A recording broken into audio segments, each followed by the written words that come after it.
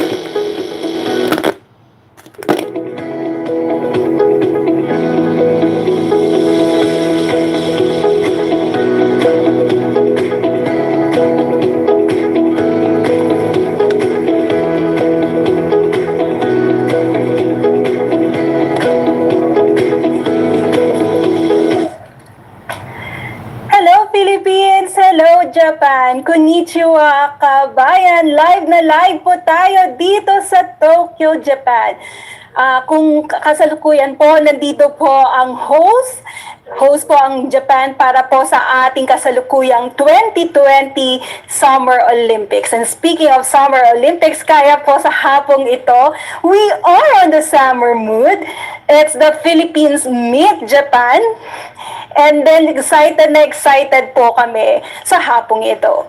I am Lynn Caceres, your host for this afternoon's online reintegration preparedness program entitled Tahanan ng Bagong Bayani, OFW Housing. Joining us this afternoon, our very own, ang pinakamaganda, with the Yukata po, sa hapong ito, our very own labor attaché of Polo, Tokyo, Japan, Mama Rose C. Escalada. Thank you, Lynn. Good afternoon po sa inyong lahat. Good afternoon, magandang umaga, magandang hapon, magandang gabi po sa inyong lahat. Welcome po sa 10th Polo Tokyo Reintegration Preparedness Program. Sabi nga ni Lynn, summer po ngayon sa Japan, napakainit at napakainit din ang pagtanggap ninyo sa 10th na reintegration program ng Polo Tokyo. Salamat po. Yes, tawa po yan, Labat. Napakainit po ng hapong ito at napakainit po ng pagtanggap ng ating mga OFWs. Hindi lamang po dito sa Japan, kundi all over the world. As of last Friday, we do have a total participants of 15,000 Kaya nga po sa ating mga participants and for those who have registered in the Zoom, kung hindi na po tayo na-accommodate sa ating Zoom webinar platform, live na live naman po tayo sa ating official Facebook fan page na polo-oa space Tokyo. Uulitin ko po ang ating official Facebook fan page ay polo, POLO, OWA, OWWA, space Tokyo. O like and share lang po yung link na nasa baba po ng ating Zoom platform.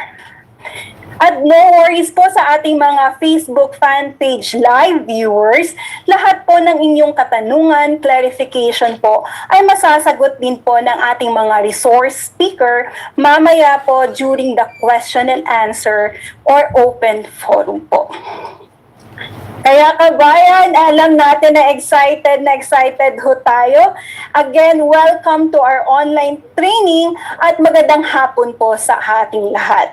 Kaya kabayan, handa na ba kayo? Handa na. Okay, para ho simulan ho natin ang hapon nga to, may we have a pause po for the singing of our Philippine National Anthem.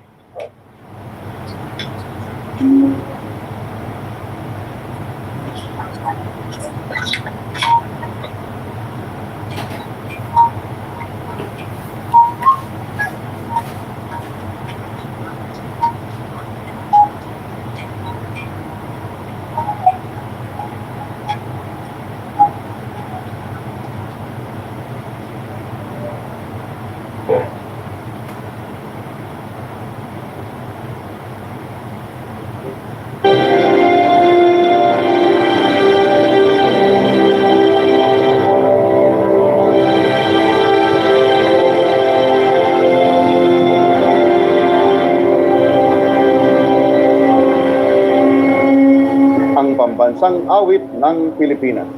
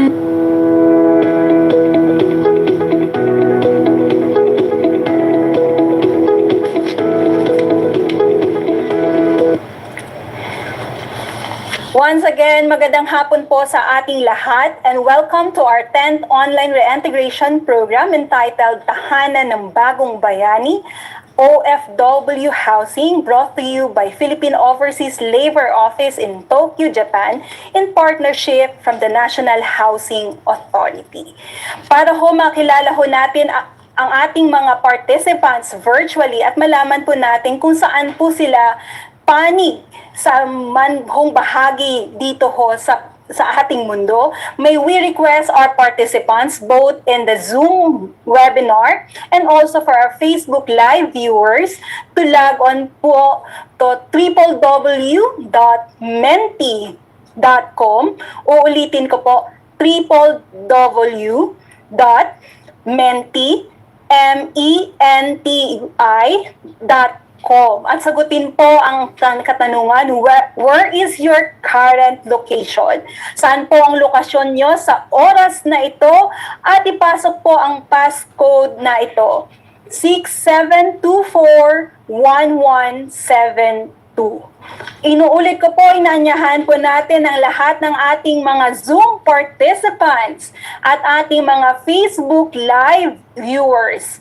Pumunta ho tayo sa www.menti.com at sagutin po ang ating tanong na where is your current location para ho malaman ho namin kung nasaan po kayo sa hapong ito o umaga o gabi dyan sa inyo.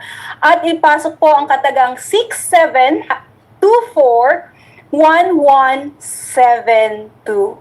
Ngayon po, Labat, ano ho yung mga sagot ng ating mga participants sa hapong ito? Unang-una, nandyan po yung Japan. Yes, Yeah, palakpakan po welcome. from Japan. Meron din tayong from Oman, Okay po, thank you so much. Singapore. Yes, so ate, nandyan po ang Singapore. And of course, may nakikita po ako also from Macau and Hong Kong. Maraming nasa Philippines. Yes, from the Saudi Philippines. Arabia. Ang rami. Ano pa? Hindi ko makikita ang iba. Sa lahat ho ng ating mga participants sa ating ho mga Facebook Live viewers. Qatar. Yes. We also have from Saudi and we Cebu also have City. from Kuwait. Taiwan. Wow. Welcome po sa Welcome. Tokyo. Welcome sa Japan. Quezon City, Gunma, and the rest. Sa ating ho mga kababayang OFW, kung dito ho kayo sa Japan, sa Pilipinas man ho kayo, o saan mang panig ng mundo, marami pong salamat sa pakikiisa ho sa amin sa hapong ito. At napaka-excited na ho kami sa hapong ito. Yes, Laban? So for us to start with, let us have some message from our very dear Labor Attaché, Rose po. Salamat again, Ling. Again, magandang hapon po, or magandang umaga, magandang hapon, or magandang gabi po sa inyong lahat. Malapit po sa puso ko ang webinar natin ngayong hapon. Una, dahil alam ko ang feeling na nangangarap magkaroon ng sariling bahay. Pangalawa, pag ako po ay nagmo-monitor ng workers natin dito sa Japan, nakakausap ko po sila at ang palaging sinasabi, mahirap po malayo sa pamilya, ma'am. Mahirap po ang nihongo at mabuhay sa bagong kultura. Ngunit dahil sa pangarap namin na magandang buhay sa pamilya, nakasloob po namin haharapin ang mga challenges sa buhay para pagbalik sa Pilipinas, magkapag-start po kami ng negosyo o makakuha ng magandang trabaho. At ang pangatlo, bahay. Gusto ko po ng bahay, ma'am. Kaya kung kayo ay nag-a-attend ng mga webinars namin, ang mga trainings na binibigay ng partner government agencies, state universities at NGOs ay para sa mental health, skills training from NRCO, TESDA, Department of Agriculture, ATI at UP Los Baños. At pagtatayo ng negosyo from DTI, PTIC, dahil yun ang kailangan ninyo. Ang dami palang programs and services from our governments for OFWs. Para sa dream na bahay, napakasaya po dahil noong June 7, sa selebrasyon ng 2021 Migrant Workers Day, nakiisa ko sa libo-libong OFWs na nabuhay ang pangarap na magkaroon ng signing of Memorandum of Understanding sa DOLE at NHA para sa pabahay project, ang tahanan ng bagong bayani and OFW housing. Ngayong hapon, kasama natin ang pinakamamahal nating Secretary ng Department of Labor and Employment, Secretary Silvestre H. Bello III, and ang ating mabuting General Manager ng National Housing Authority, si General Manager Marcelino P. Escalada Jr., para malaman natin sa kanila ang magandang balita na ito.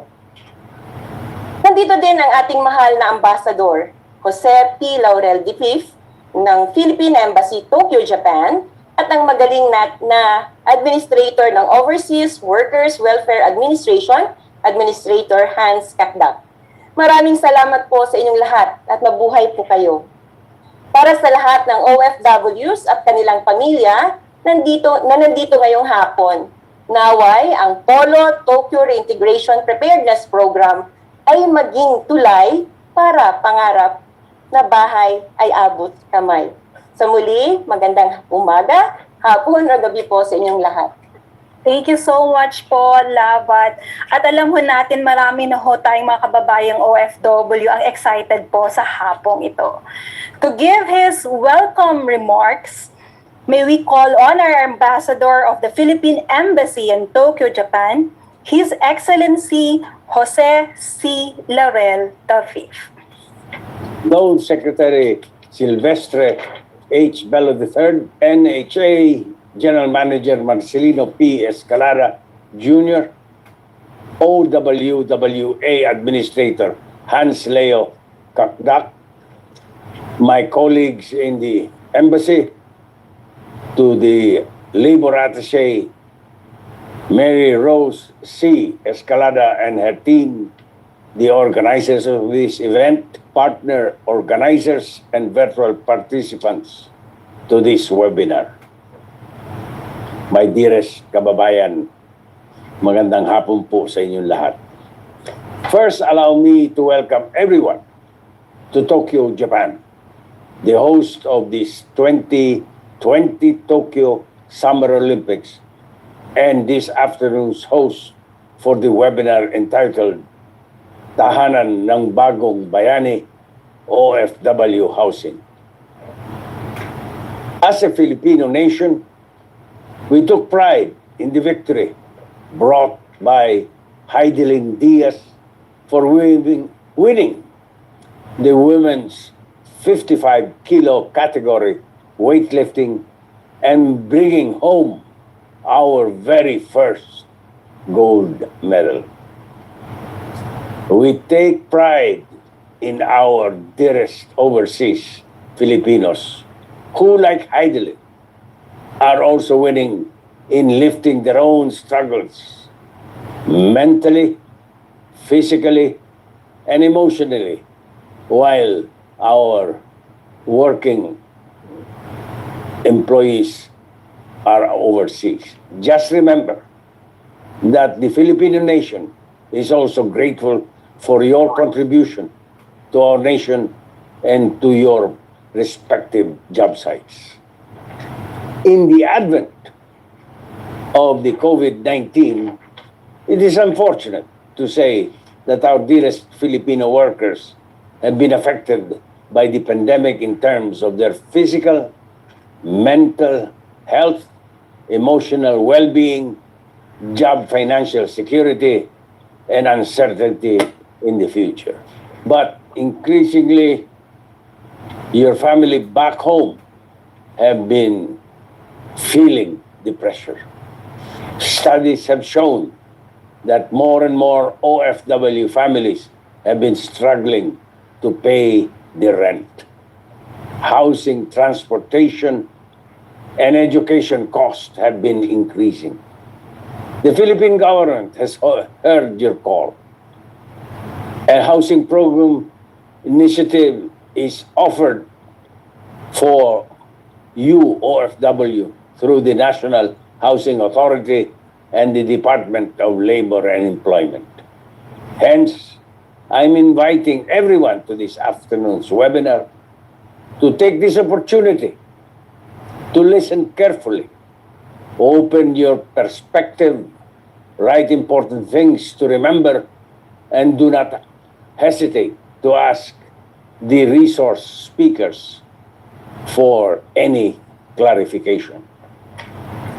I would like to commend the proactive initiative, effort, and the outstanding performance of the labor section in Tokyo, headed by Labor Attaché Marie Rose C. Escalada, for initiating reintegration and preparedness training for the benefit of the OFWs here in Japan and other parts of the world, despite the challenges faced due to the pandemic. Likewise, I highly appreciate the leadership of NHA General Manager Escalada and Dole Secretary Bello for the lead in the implementation of this new program and launching it here first in Japan. Once again, welcome to this webinar and stay safe, everyone. Dole Secretary.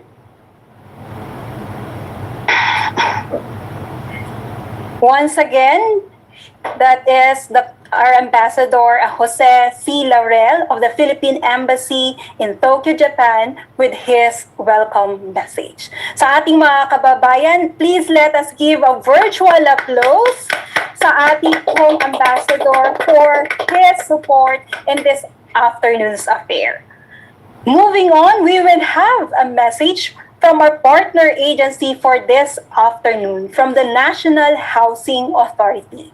May we call on the General Manager of NHA, GM Marcelino P. Escalada Jr. Magandang hapon po.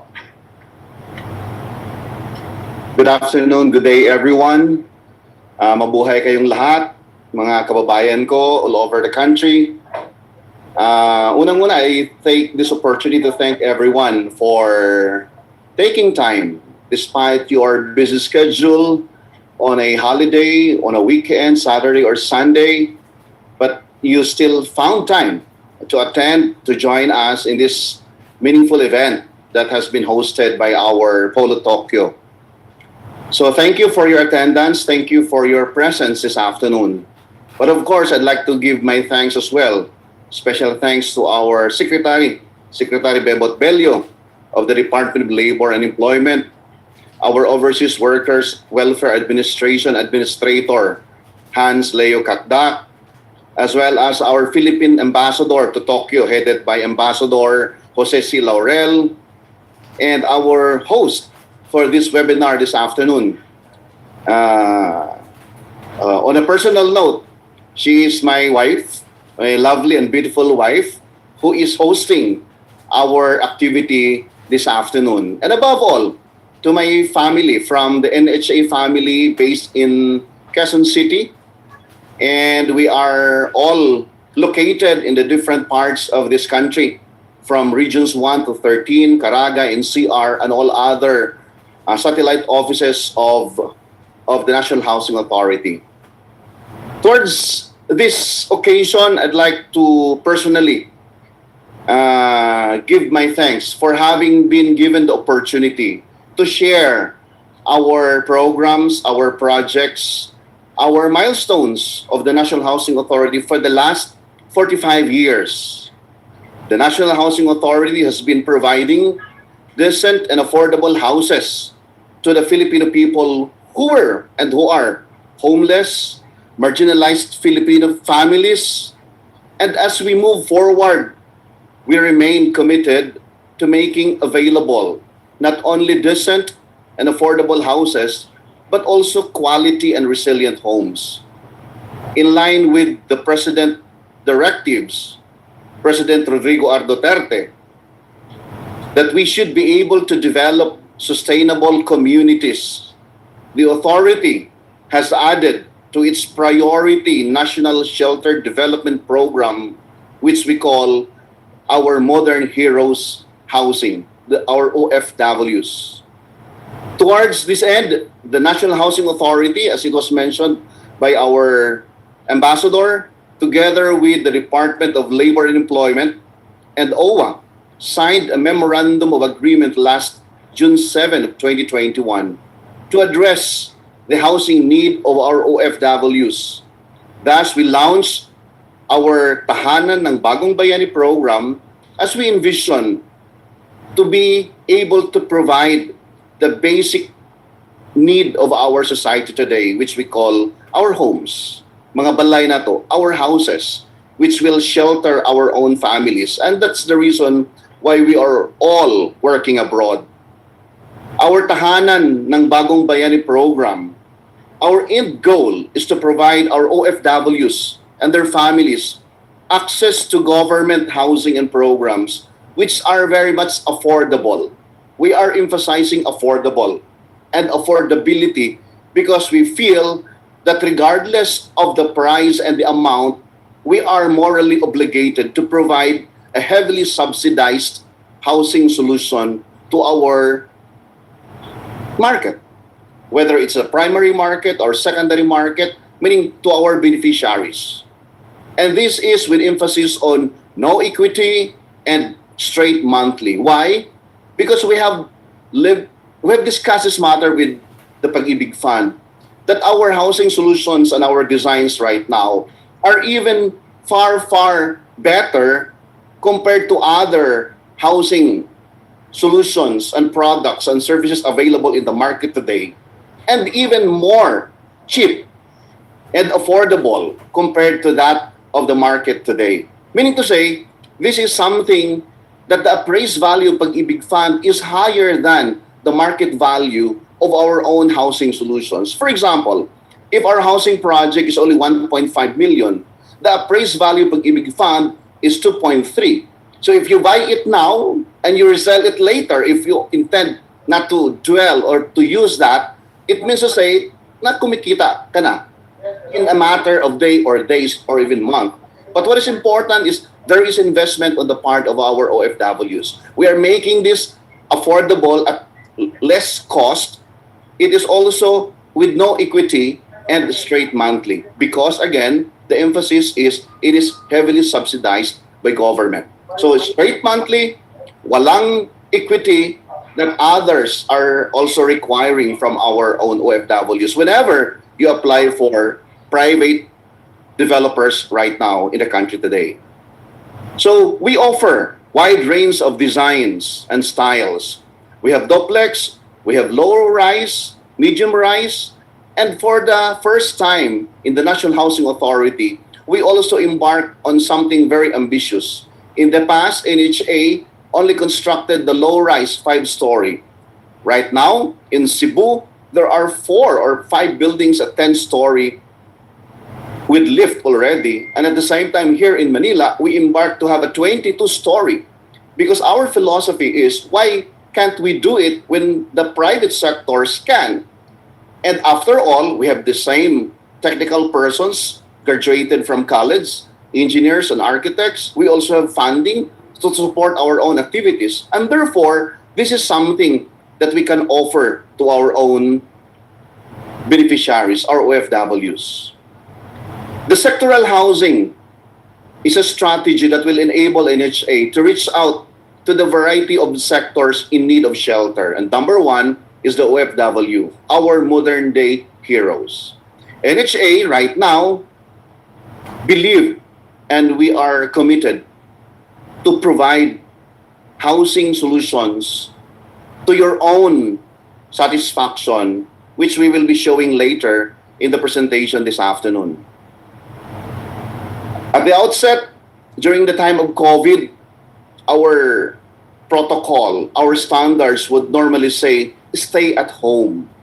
But the basic problem is, where is that home right now?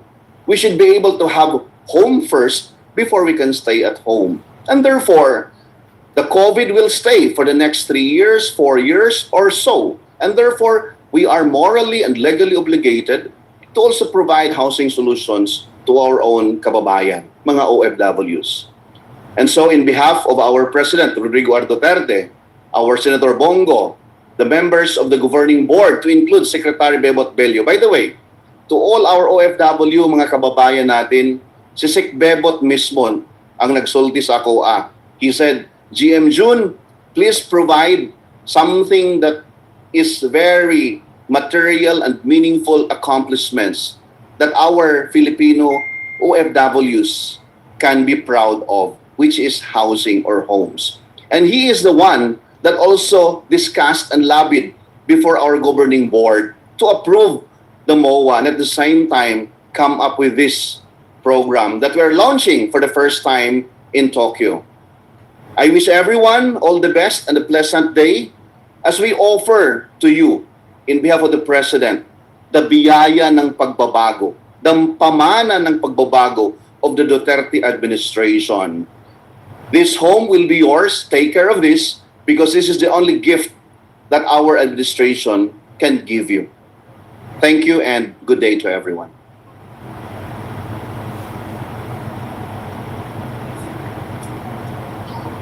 Thank you so much, Kabayan. Let us give a virtual applause to our very own General Manager of National Housing Authority, Sir Marcelino P. Escalada Jr. Napaka-wow po ang nasasabi ko. Providing affordable and decent housing to our OFWs. Yes po, our very own po kabiyak ng puso ng ating labor attaché po dito po sa Polo, Tokyo, Japan. At ngayon po, kabayan, excited na po tayong malaman kung ano po ang sinasabi ni General Manager Escalada at matutunghayan po natin yan mamaya ho sa pamamagitan po ng ating dalawang resource speakers.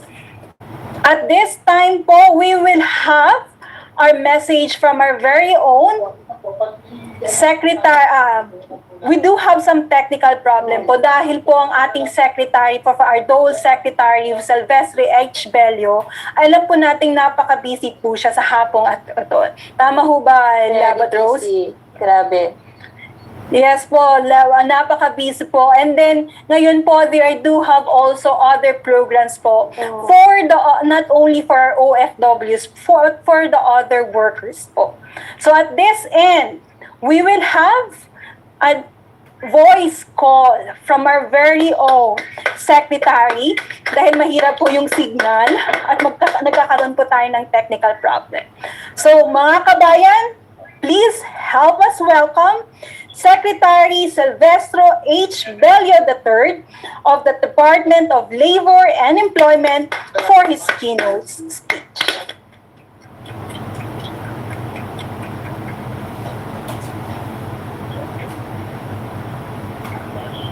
Our report with agenda po, Your Excellency. National Housing Authority General Manager Marcelino Escalada Jr.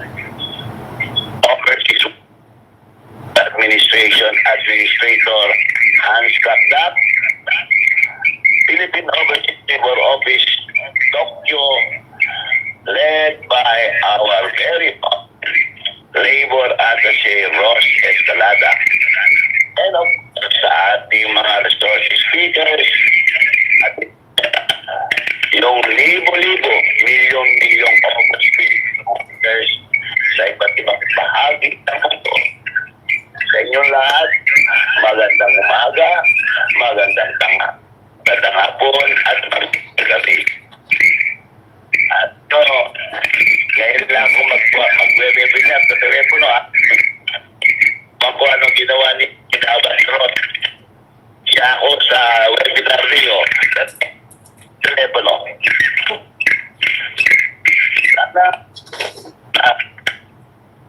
And I pray lahat kayo at ating kalagayan. Mga minamahal natin OFWs, patawakan na inyong mga sakit sa itong pamilya, inarin sa pagbagon ng ating ekonomiya. Kaya naman, patuloy na sinusulong ng Department of Labor and Employment ang iba't ibang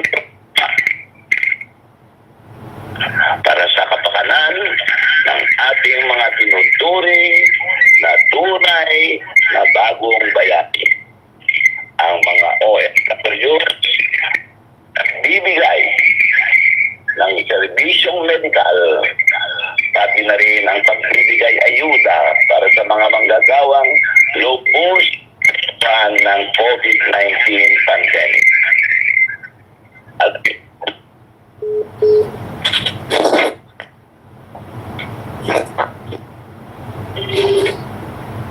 Yan po, medyo nagkaroon po tayo ng technical problem dahil po, yes po. Okay na po, Secretary. Ayan.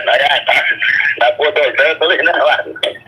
Anyway, sa lahat, kalaman ng ating mga OFWs, nagsimulan na at matatapos na itong October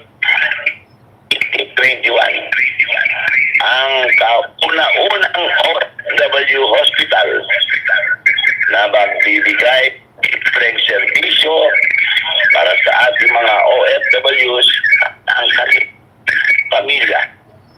This is a 1 billion hospital para sa ating mga po ang inyong OFW Hospital, regalo ng ating Pangulo at yung mga minamahal na OFW.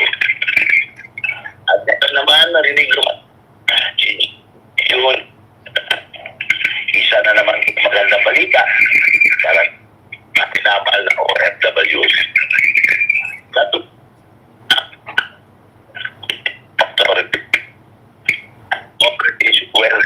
Workers Welfare Administration.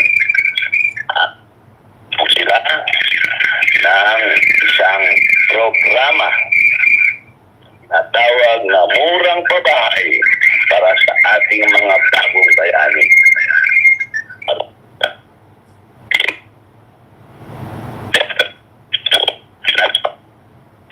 Ang bahay kasi ang ganda at napakamura.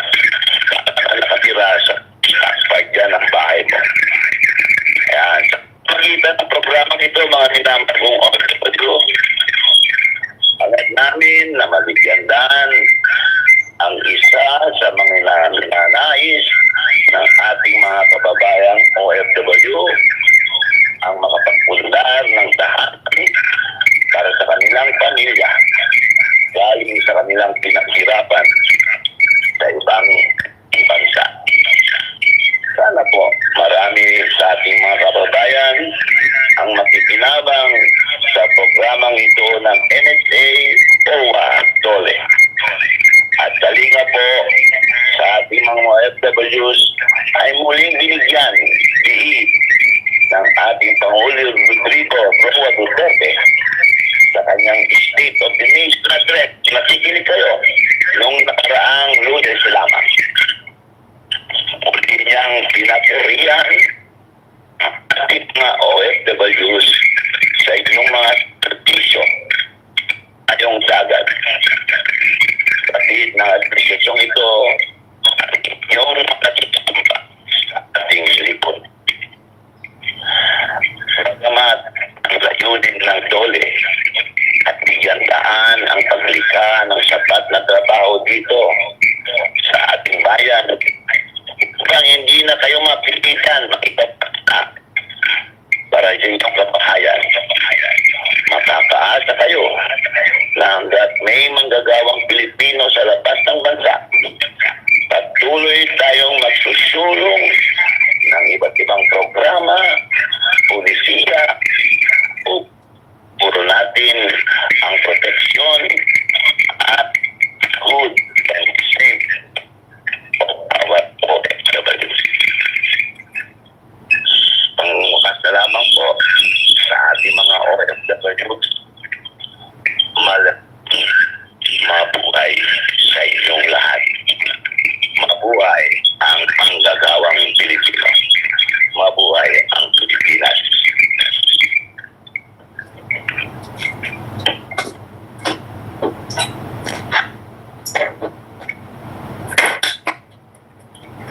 Muli po mga kababayan, yan po ang ating minamahal na Secretary Silvestre H. Bello III ng Department of Labor and Employment. Alam ho natin ang ating hong Secretary Bello ay napaka-busy po sa araw na ito. Kahit Sunday po ay nasa field po ang ating Secretary para maipabot lamang po ang serbisyo ng Department of Labor and Employment sa ating mga manggagawang Pilipino, sa inyo po, ating mga OFW at ating manggagawang Pilipino po sa Pilipinas. Sa muli po, bigyan ho natin ng masigabong palakpakan. Virtual clap! Ating butihing Secretary Bello. So at this time, eto na po ang pinakahintay din, the part 2 of our online reintegration preparedness program. Sa ating mga kabayan, kailangan nyo munang sagutin ito kung kayo po bago ho tayo magpatuloy sa ating training session. Sa ating kabayan, kung kayo po ay excited na, handa na ba kayo para sa ating online reintegration preparedness training na webinar for OFW housing? Kung kayo ay handa na, sa ating mga Facebook Live viewers, the 1,300 Facebook Live viewers, kailangan po natin ng thumbs up.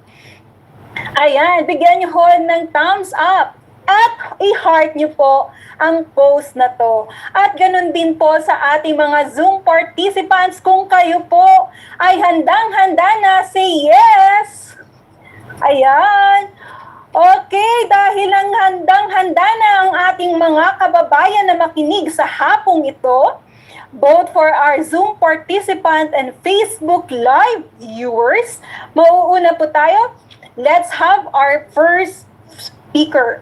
Our first speaker from the National Housing Authority ay magtatalakay po ng background at rasyonale ng proyekto ng housing program para ho sa ating mga OFW at ano po ang mga ongoing at completed projects po na pwede nyo pong i-avail. Mga kababayan, wala nang patumpik-tumpik pa. From the National Housing Authority, the Program Coordinator for AFP, PNP Housing and Government Employees, and also the focal person for this OFW housing.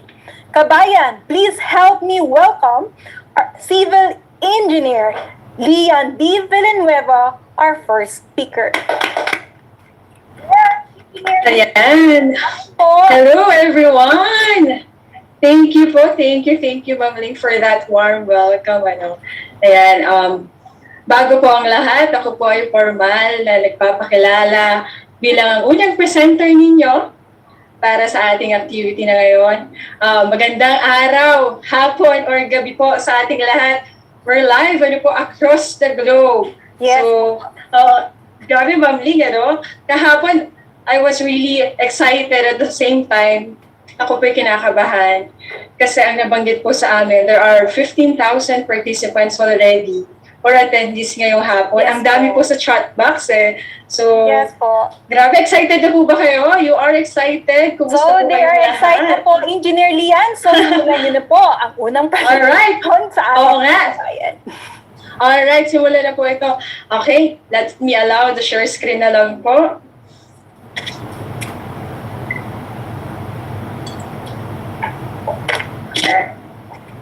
Ayan. Naku. Sino po ba nakikita nyo? Si Teddy, kinakabahan po kasi talaga ako eh. And habang kinakabahan ako, iniisip ko yung mommy ko. Kasi my mom is also an OFW. Shout out po sa mommy ko na sana nanonood din siya ngayon. Tapos naisip ko kasi si Teddy. Di po ba si Teddy? Oo, si Teddy yung pinortray ni Tony G. Like an OFW na nagpunta sa ibang bansa para makipagsapalaran. Tapos, yung katagang, I'm sorry, ma. Diba? Yun yung pinaka, tumatak sa isipan natin. So, ang galing po talaga ni Tony G. However, hindi po talaga yun yung gusto kong sabihin eh. Manghihiram lang talaga ako ng spiel kay Tony G. So, the spiel that I am going to copy from Tony G is, hello, Philippines, and hello, world. We are live across the globe. So, ayan lang po talaga yung gusto kong spiel. Pero kailangan may courtesy call ako kay Tony G. So, of course, welcome po sa ating webinar dito sa Zoom, sa Facebook, or any social media na nakaantabay po kayo ngayon. Tayo pong mga Pilipino, likas po sa atin talaga yung maging masipag. Kaya nagtatrabaho at ang ilan po sa atin, nangingibang bansa upang mabigyan ng magandang buhay ang ating mga mahal sa buhay na naiwan sa Pilipinas. At syempre, katulad nga po ng nabanggit ni Labat Rose kanina, tatlo po lagi yan eh. Tatlo ang laging iniisip ng ating mga OFW pag nagpupunta sila at nangingibang bansa. Una, yung mabayaran at makapagtapos ang kanilang mga anak, mabayaran yung tuition nila. Syempre, magkaroon ng negosyo at saka lagi po yan sa isip nila ang pinaka-goal ng lahat is magkaroon ng sariling bahay. Kaya naman po ang ating gobyerno, Sa pangunguna ng NHA at ng DOLE ay kinararangal namin ipakilala sa inyo ang programa para sa OFW. Pero bago ko po i-present yun, bigyan ko lang po kayo ng konting background NHA. So, ang next slide ko po ay ang NHA, the National Housing Authority. Ano nga ba ang NHA bilang sangsangay ng gobyerno? Kailan ba ito nailunsad? Ang NHA po ay isang government-owned controlled corporation. Inulansad po ito noong 1975 under the PD 757. Yes po, napakatagal na ni NHA.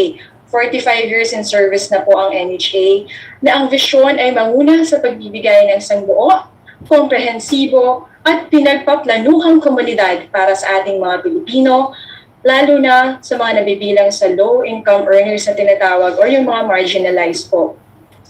At sa layo ng ahensya na ito, ang layo niya ay tayo na inclusive community kung saan nandun na po lahat ng mga fasilidad na kailangan nga natin upang mapabuti ang ating pamumuhay.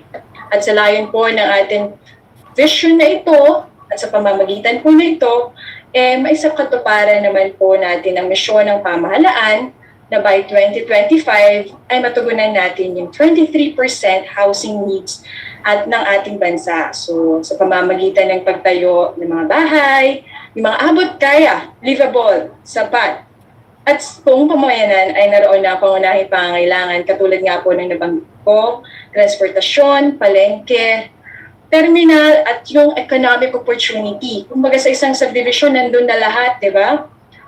So, ilan po sa mga programa ni NHA, nandito po yung resettlement program. So, next na po na slide natin, ang show ko yung mga program na po ni NHA. Mabilis ang hapyaw lang po ito.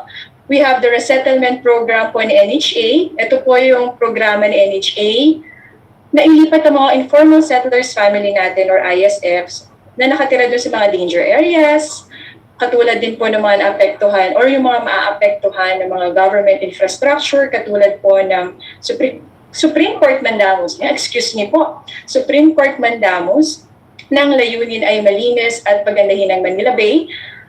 At ito po yung itong mga ISF po natin na mga housing program, ito po yung mga may monthly amortization na 200 to 500 pesos. Ano po? Ulitin ko, ito po yung mga 200 to 500 pesos na mga programa po ni NHA. Iba-iba po ang tinatayong housing model ni NHA. Next slide, please. Meron po tayong mga low-rise building. So, nakikita nyo sa pictures, yan po yung mga may 5 palapag na building na tinatayo, especially pag dito po sa Metro Manila yung ating resettlement or yung tinatawag natin na in-city. Meron din naman din po tayong tinatawag na off-city, kaya meron din po tayong Regional Resettlement Program, which is our next slide din po. Ang Regional Resettlement Program ay kaantabay naman po natin ang ating local government units or ang ating mga sa munisipyo, probinsya upang magtayo at maimplementa ng maayos ang kanilang mga housing program. Katulad po niyan yung mga indigenous people's housing natin at saka yung mga former rebels housing. So, yan po, nakita niyo sa pictures. Ang gaganda po, ano? Gaganda ng mga pictures natin.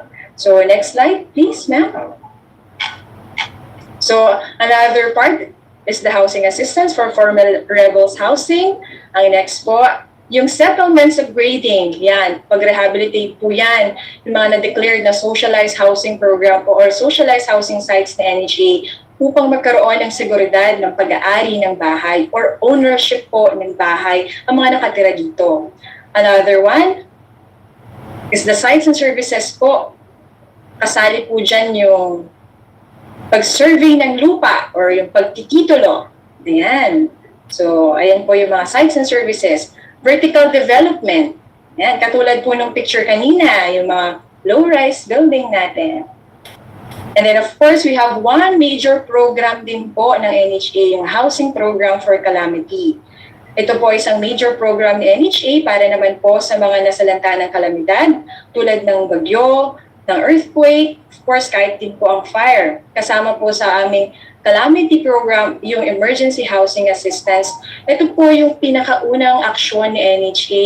Nagbibigay po kami ng cash assistance upang makatulong na sana po ay madagdagan yung kanilang pondo sa pagpapaayos ng kanilang bahay.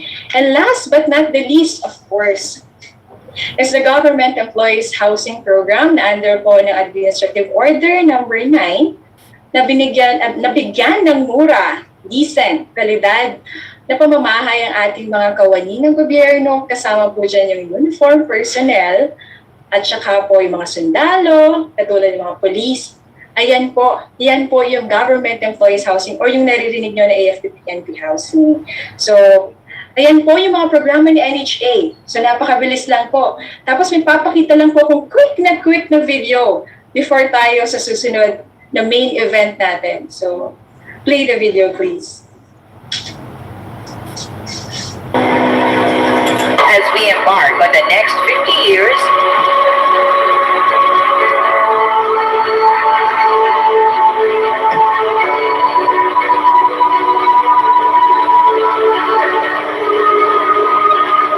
the NHA is committed to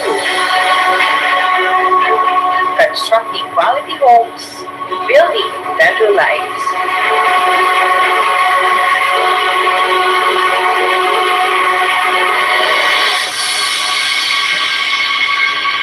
Ayan, so nakita na po yung video, ano?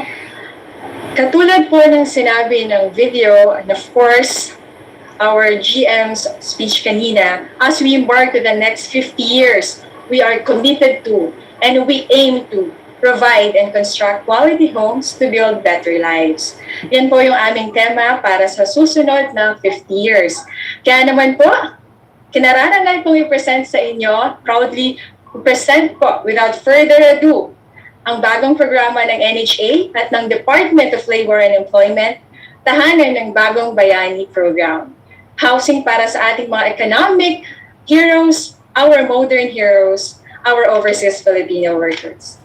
Ito po ang logo ng ating tahanan ng Bagong Bayani. No, madami na rin po kaming inquiries dito, and finally, nagkaroon na po tayo ng webinar sa pangunguna po ng ating POLO or Philippine Overseas Labor Offices in Tokyo, Japan. So, kailan nga po ito nagsimula? Kanina nabanggit na po ni ating Labat, Rose Escalada, na sa pangunguna po ng dalawang ahensya ng Department of Labor and Employment, mga sangay nito, Overseas Workers Welfare Administration at Philippine Overseas Labor Offices na may taguyod ang kapakanan ng bawat OFW na nakikipagsapalaran sa iba't ibang bansang or iba't ibang panig ng mundo ay nakipag-partner kay NHA upang mabigyang tugon ang isa sa mga hiling ninyo at hiling po nating lahat na mabigyan ng maganda na kalidad at abot kayang bahay ang ating mga OFWs. Kaya naman noong Migrants Worker Day, June 7, 2021, ay nagkaroon ng paglalagda ng Memorandum of Understanding ang DOLE represented by Secretary Sylvester Bello III and of course our very own General Manager Marcelino P. Escalada. Bilang tugon sa inyong mga hiling na ang layunin ng programa ay makapag-implementa, makapagpatayo ng pabahay na naayon sa pangangailangan ng ating mga OFW. So ito na nga ho, I would like to show a short clip of video kung ano yung naghihintay po sa inyo na pabahay pag uwi ninyo dito sa Pilipinas. So, ipi-play ko lang po ito for 3 minutes. Thank you.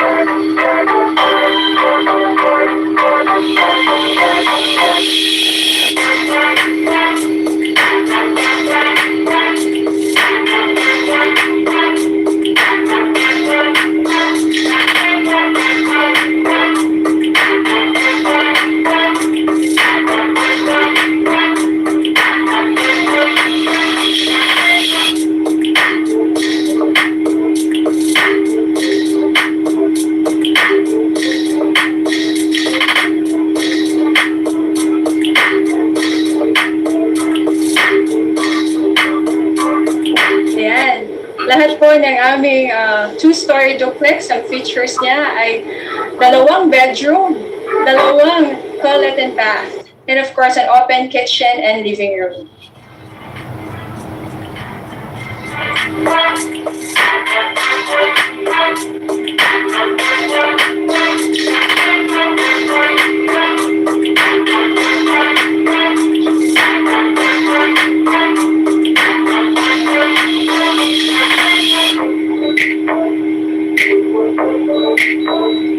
Meron din po kami mga low-rise building or the condominium type, katulad po na nakikita nyo ngayon.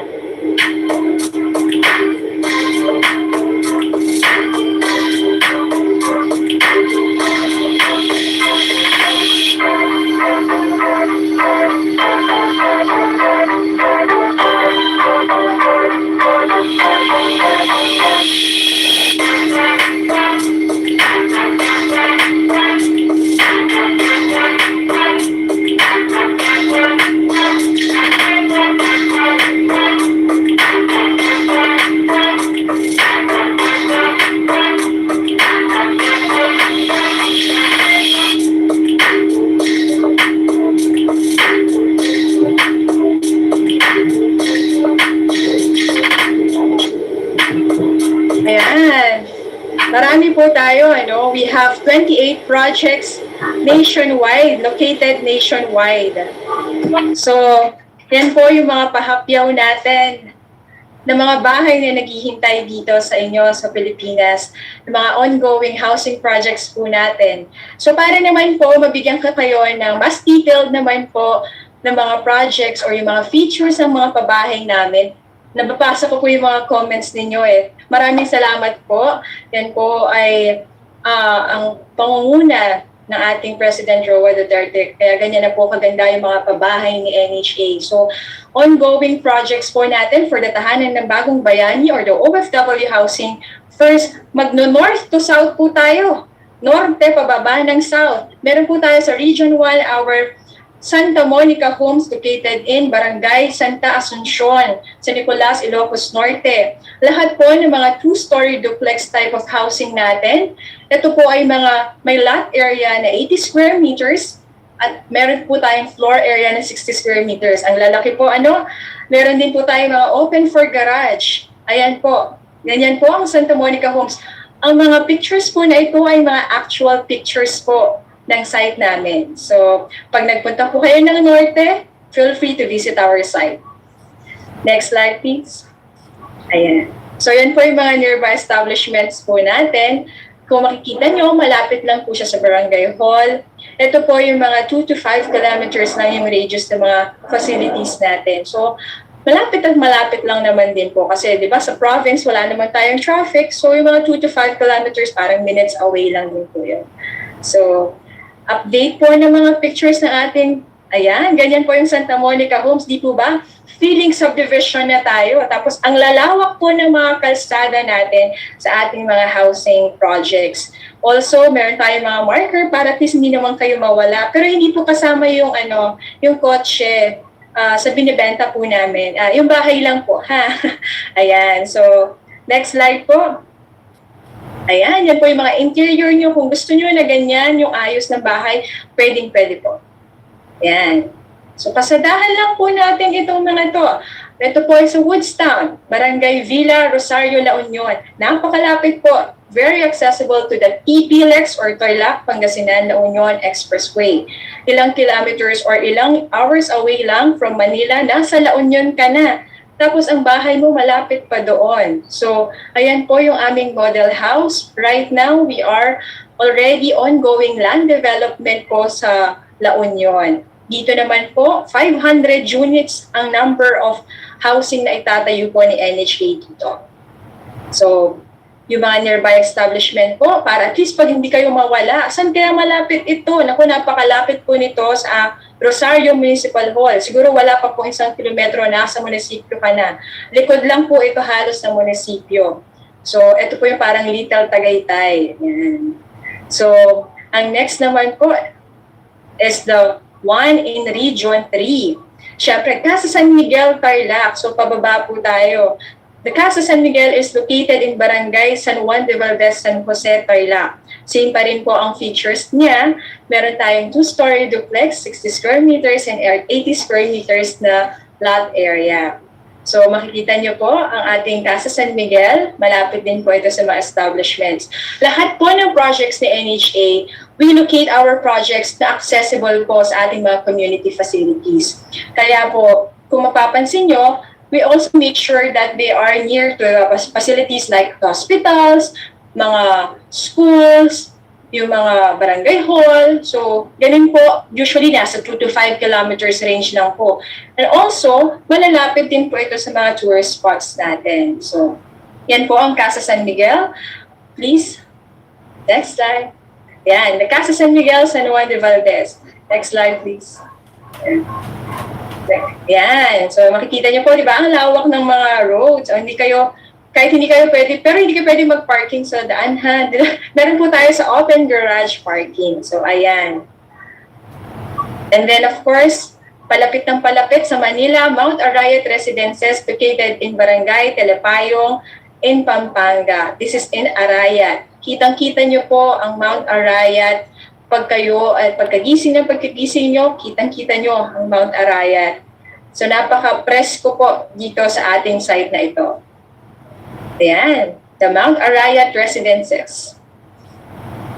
Located nearby is the Telepayong Elementary School. Makikita nyo naman po, pag nagtanong tayo sa Telepayong or sa Arayat, saan yung NHA housing dito? Meron po kayo makikita ng mga signages papunta sa ating mga site, para hindi kayo maligaw. Yan. So next, the next slide is showcasing our Pandian Camp 1. O, syempre, Bulacan naman tayo. Palapit na tayo. Located in Barangay Mapulang Lupa in Pandi, Bulacan. This one is also a 2-story duplex type. So, sige po, pakita natin kung gaano kaganda. At syempre, diba? Amazing! Wow! Yan po yung makikita ko ng mga yayamanin. Wow na wow talaga. Opo, para po sa ating mga OFW, wow na wow. Dapat dekalidad talaga. Siyempre, yung ating pinaghirapang pera, gusto naman nating mapunta sa maganda na bahay na din, diba? So, ito po ang ating Pandian Camp. Yan. O, diba? Ang dami nyo pong ilaw. So, doon po ang ating isipin, yung bayaran na lang sa kuryente. Ayan. So, ayan po yung ating Pandian Camp 1 located in Bulacan. So, next slide, ma'am. Marami po tayong projects. Nandito pa lang po tayo sa kalagitnaan. So, gusto nyo naman mag-rest. Siyempre, pahinga naman, pagod na, di ba? So bibili na lang ako ng rest house malapit sa Palawan. We recommend the Palm Tree House in Puerto Princesa, Palawan. 2-story duplex po yan. Napakalapit sa mga beaches po nitong Palm Tree House. This is Barangay Irawan and Puerto Princesa City, Palawan. So ito yung mga nearby establishment po. So, di ba? Sabi ko nga po kanina, malapit lamang po kayo sa mga community facilities natin. Para at least mabilis po kayo makapunta kung kailangan pumunta sa palengke o kaya naman sa mga police station na wag naman sana, at saka din of course sa mga elementary schools or schools po natin. So, next is our Lady of Mount Carmel, also located in Barangay Anilao, Lipa City, Batangas. Very near na rin sa Metro Manila. So dahil medyo congested na po ang Metro Manila, if you want naman to unwind and of course breathe some fresh air, sabi nga nila, we recommend also to visit Our Lady of Mount Carmelville in Batangas. So next slide would be the nearby establishments, of course, and our next slide would be the Mascara Village. Paano naman ang region 6, 7, and 8? Of course, Visayas region, kaway-kaway sa Visayas naman.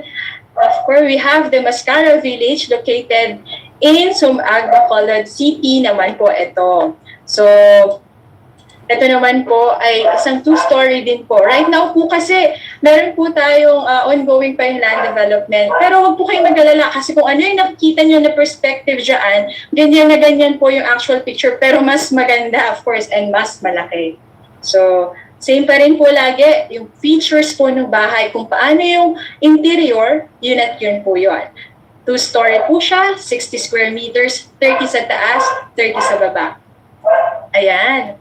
Opo. So next natin naman is our Vista Alegre Homes. Vista Alegre Homes is located also in Region 6 in Negros Oriental. Yan naman po ay sa Talisay City. Right now, they are already ongoing na po. Papakita ko po sa inyo na sinasabi ko, na totoo yung sinasabi ko. Kung ano yung nakikita nyo sa perspective, yan po yung sa actual picture or mas maganda pa. Showing the next pictures for the updated photos of Vista Alegre Homes. Ayan. So, di ba? Mas maganda pa po. We have at least 725 units before the Vista Alegre Homes in Dos Hermanas. Nakita niyo po yung site? Napakaganda po, kasi access po sa National Road, malapit na malapit po. Hindi kayo mahihirapan mag-locate ng site. Maraming pong salamat. Ayan. Ang next po natin is, of course, hindi magpapatalo ang Leyte or ang Cebu. We have Cebu. Dahil po sa Cebu, scarce na rin ang lupa katulad sa Metro Manila, we decided for a medium-rise building, which is a 10 to 15-story medium-rise building na 850 units po. Kaka-ground break lang din po nitong aming South Park Residences located in Barangay Pulanbato, Cebu City. Ang unit po nito is 42 square meters. O, di ba? Condominium type po tayo. May mga bungalow din yan. So, ganyan po ang itsura ng ating South Park Residences.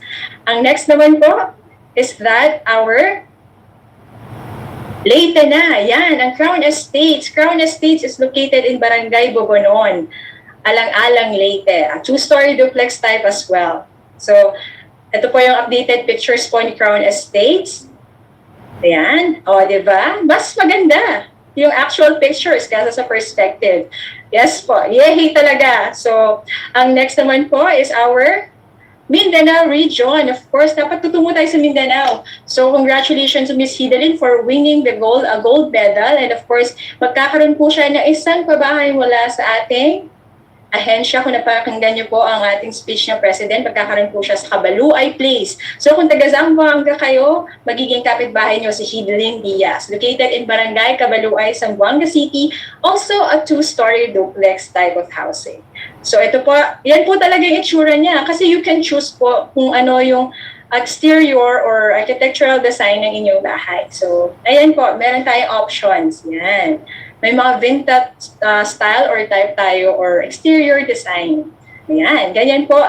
Ang ating mga features po ng mga bahay, floor tiled po tayo. Tiled po yung floor natin. Yung mga doors po natin, pati yung mga windows natin, ganyan na ganyan po ang itsura. Ayan. So, next slide po is patungo tayo sa Region 10. We have the Christine Villas, one of the first projects of our President Duterte under the biyaya ng pagbabago. Ayan, nabubulol na po ako.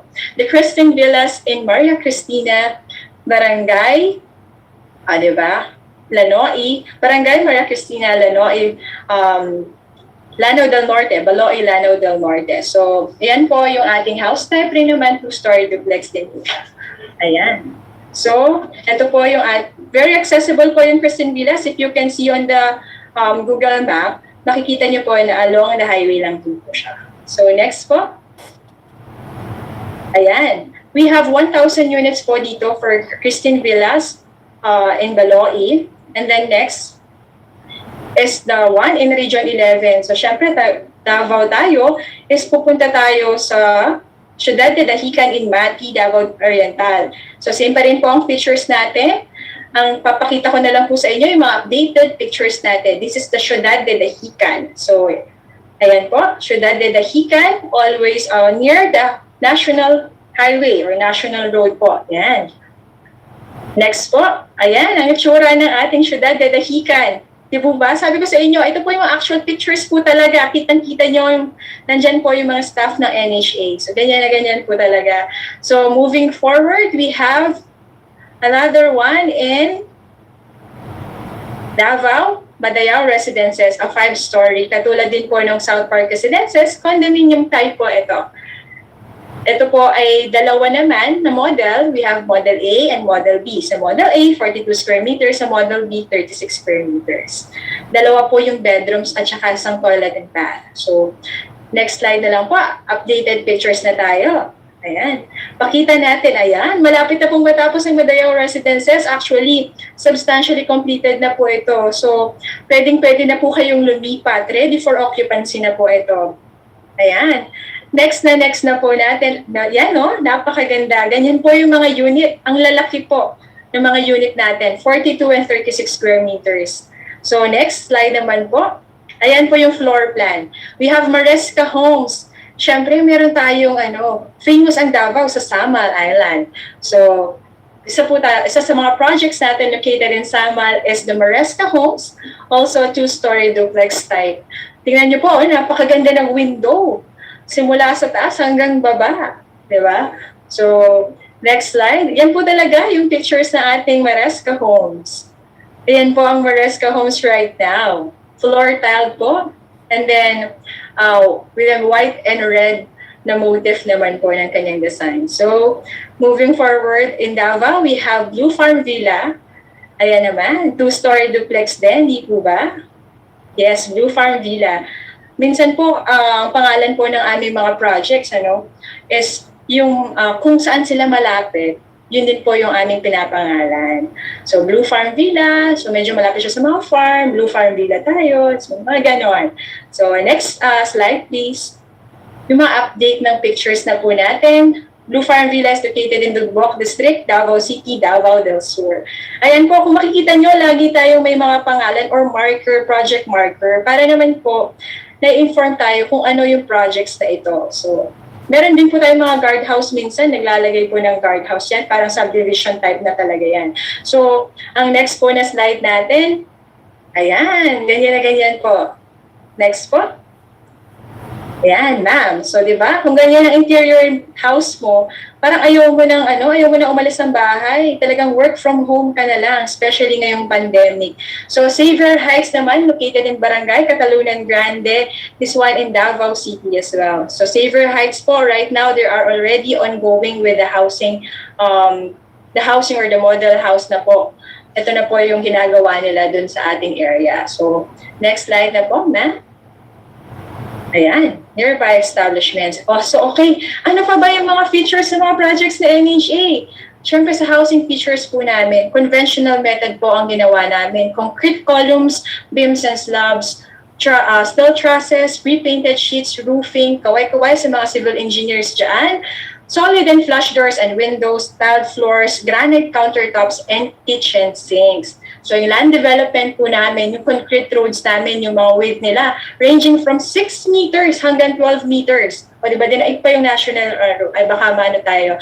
Okay, and of course, ready for power and water connection. So provision for community facilities, andyan din. We have the parks and playgrounds, material recovery facility, the wet and dry market, and of course, the terminals. So, and then after that, we have the housing features. Kanina may nabasa ako ang sabi, magkano naman po ito?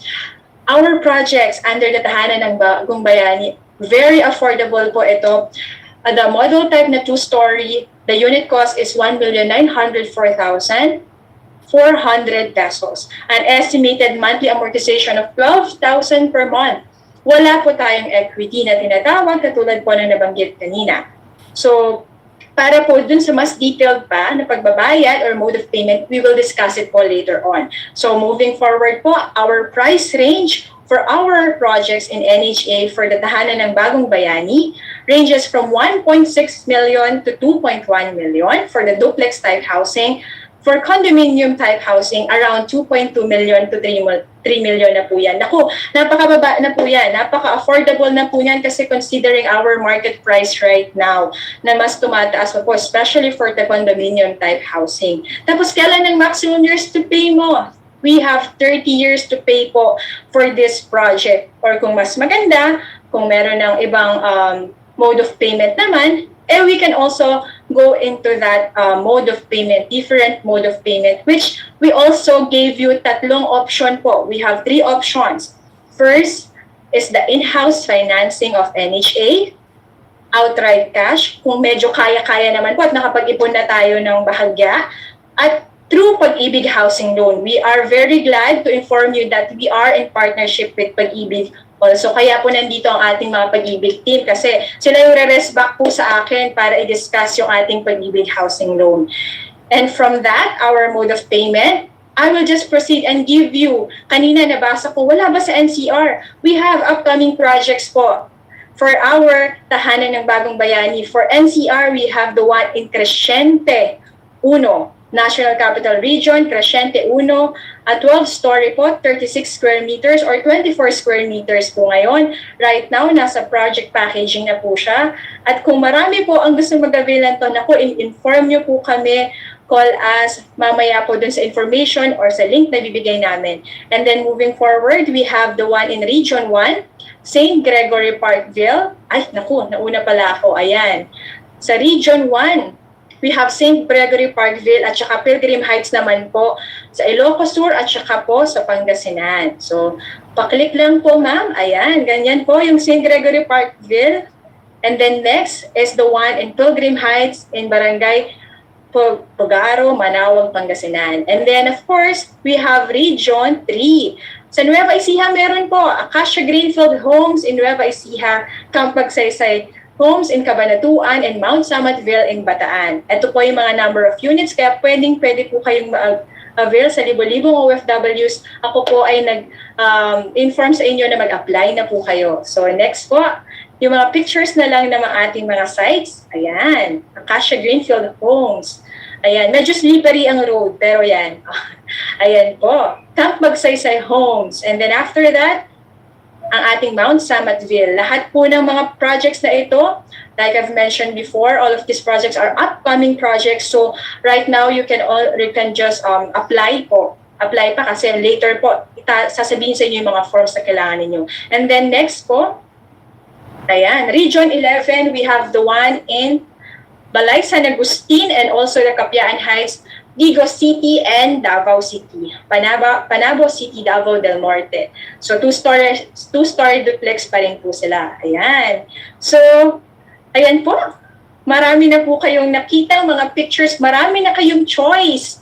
So, alam ko marami rin pong choice sa pabahay. Pero sana po, our NHA will be your top priority choice when it comes to housing. So maraming salamat po sa time nyo ngayon. Alam ko rest day po ninyo pag Sunday. Kaya thank you very much for listening to our modern heroes. Mabuhay kayong lahat. Thank you po.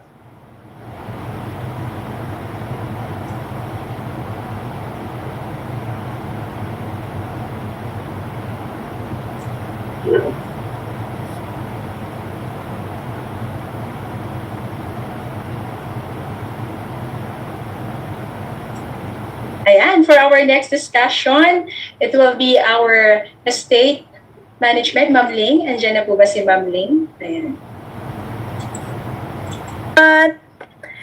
Thank you so much for thank you. First speaker, Engineer Lian B. Villanueva from the National Housing Authority po.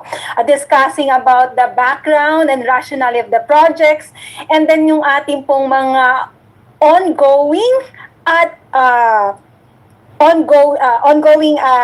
upcoming projects po ng NHA. Kaya ho, bigyan ho natin ng virtual na palakpakan ng ating pong unang speaker po sa hapong ito. Thank you so much po.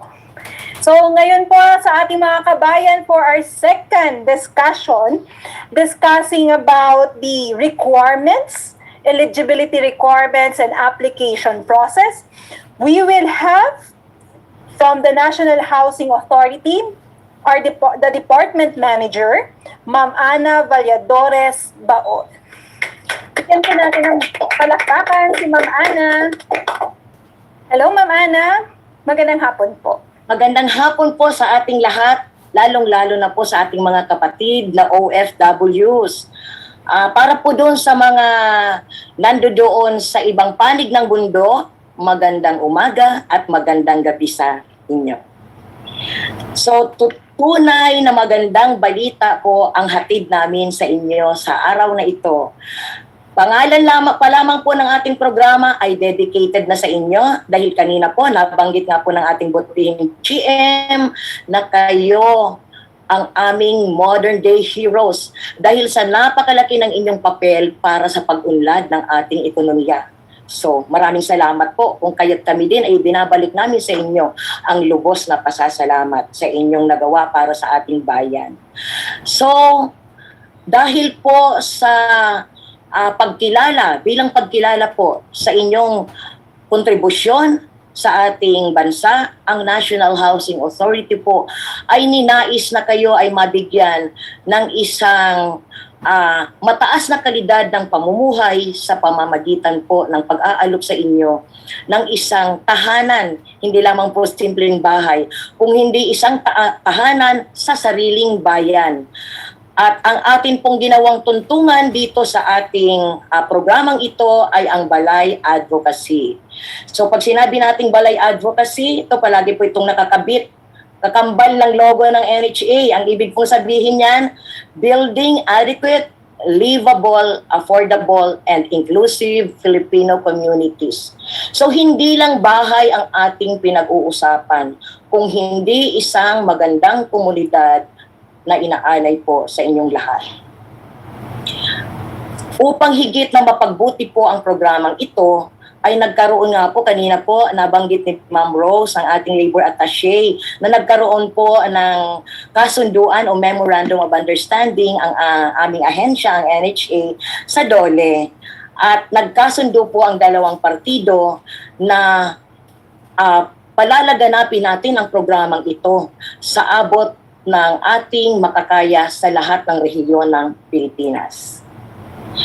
So ito kanina nabanggit na po sa atin ni Ma'am Lian kung saan ba natin pwedeng matagpuan ang nagagandahang bahay na ito, at talaga kanina pa lang siguro parang teaser, no, ay ramdam ko na sa chat box ang pagnanais ng bawat isa sa atin na mapasama sa biyayang ito. So paano ba natin makukuha o paano tayo makakasiguro na tayo ay magkakaroon ng unit sa naggagandahang komunidad na ito? Ang ating pong coverage ng ating programa ay hindi lamang po pangkasalukuyan. Di ba? Sa ating slide, ang pangkasalukuyan at maging yung mga datihan na nating OFWs at maging ang kanilang mga dependents. So, parehas po na magkakaroon ng kapakinabangan sa programang ito. Napakadali lamang po ng ating eligibility criteria. Kinakailangan tayo ay Filipino citizen. At ang nadagdag lang po sa requirements ng NHA dito, dahil tayo po ay OFW, meron tayong hawak na Overseas Employment Certificate. So mahalaga po yan. Yan po ang katibayan natin bilang OFW. Kung tayo naman po ay meron na ng Lot Award or Unit Award sa NHA, no problem pa rin po, dahil ang dapat naman po nating asikasuhin ay siguraduhin natin na updated ang bayad sa naunang Lot or Unit Award natin. Mahaba din po at malaking grupo ang sinasabi nating maaring makinabang, hindi lamang po yung mga kabataan, maging po ang ating mga kasamahan na katulad ko ay senior na, pwede din. So ang kinakailangan lamang sa oras na tayo ay magdesisyong mag-apply, tayo ay 65 years of age. At sisiguraduhin natin na sa panahon na magtatapos ang ating kontrata sa pagbabayad ay hindi tayo lalagpas sa 70 years old. So nabanggit kanina ni Ma'am Lian, di ba? Pwede tayo ng 30 years to pay. So kaya ganyan, i-observe po natin. Of course, kung tayo po ay cash ay wala tayong pag-uusapan sa edad.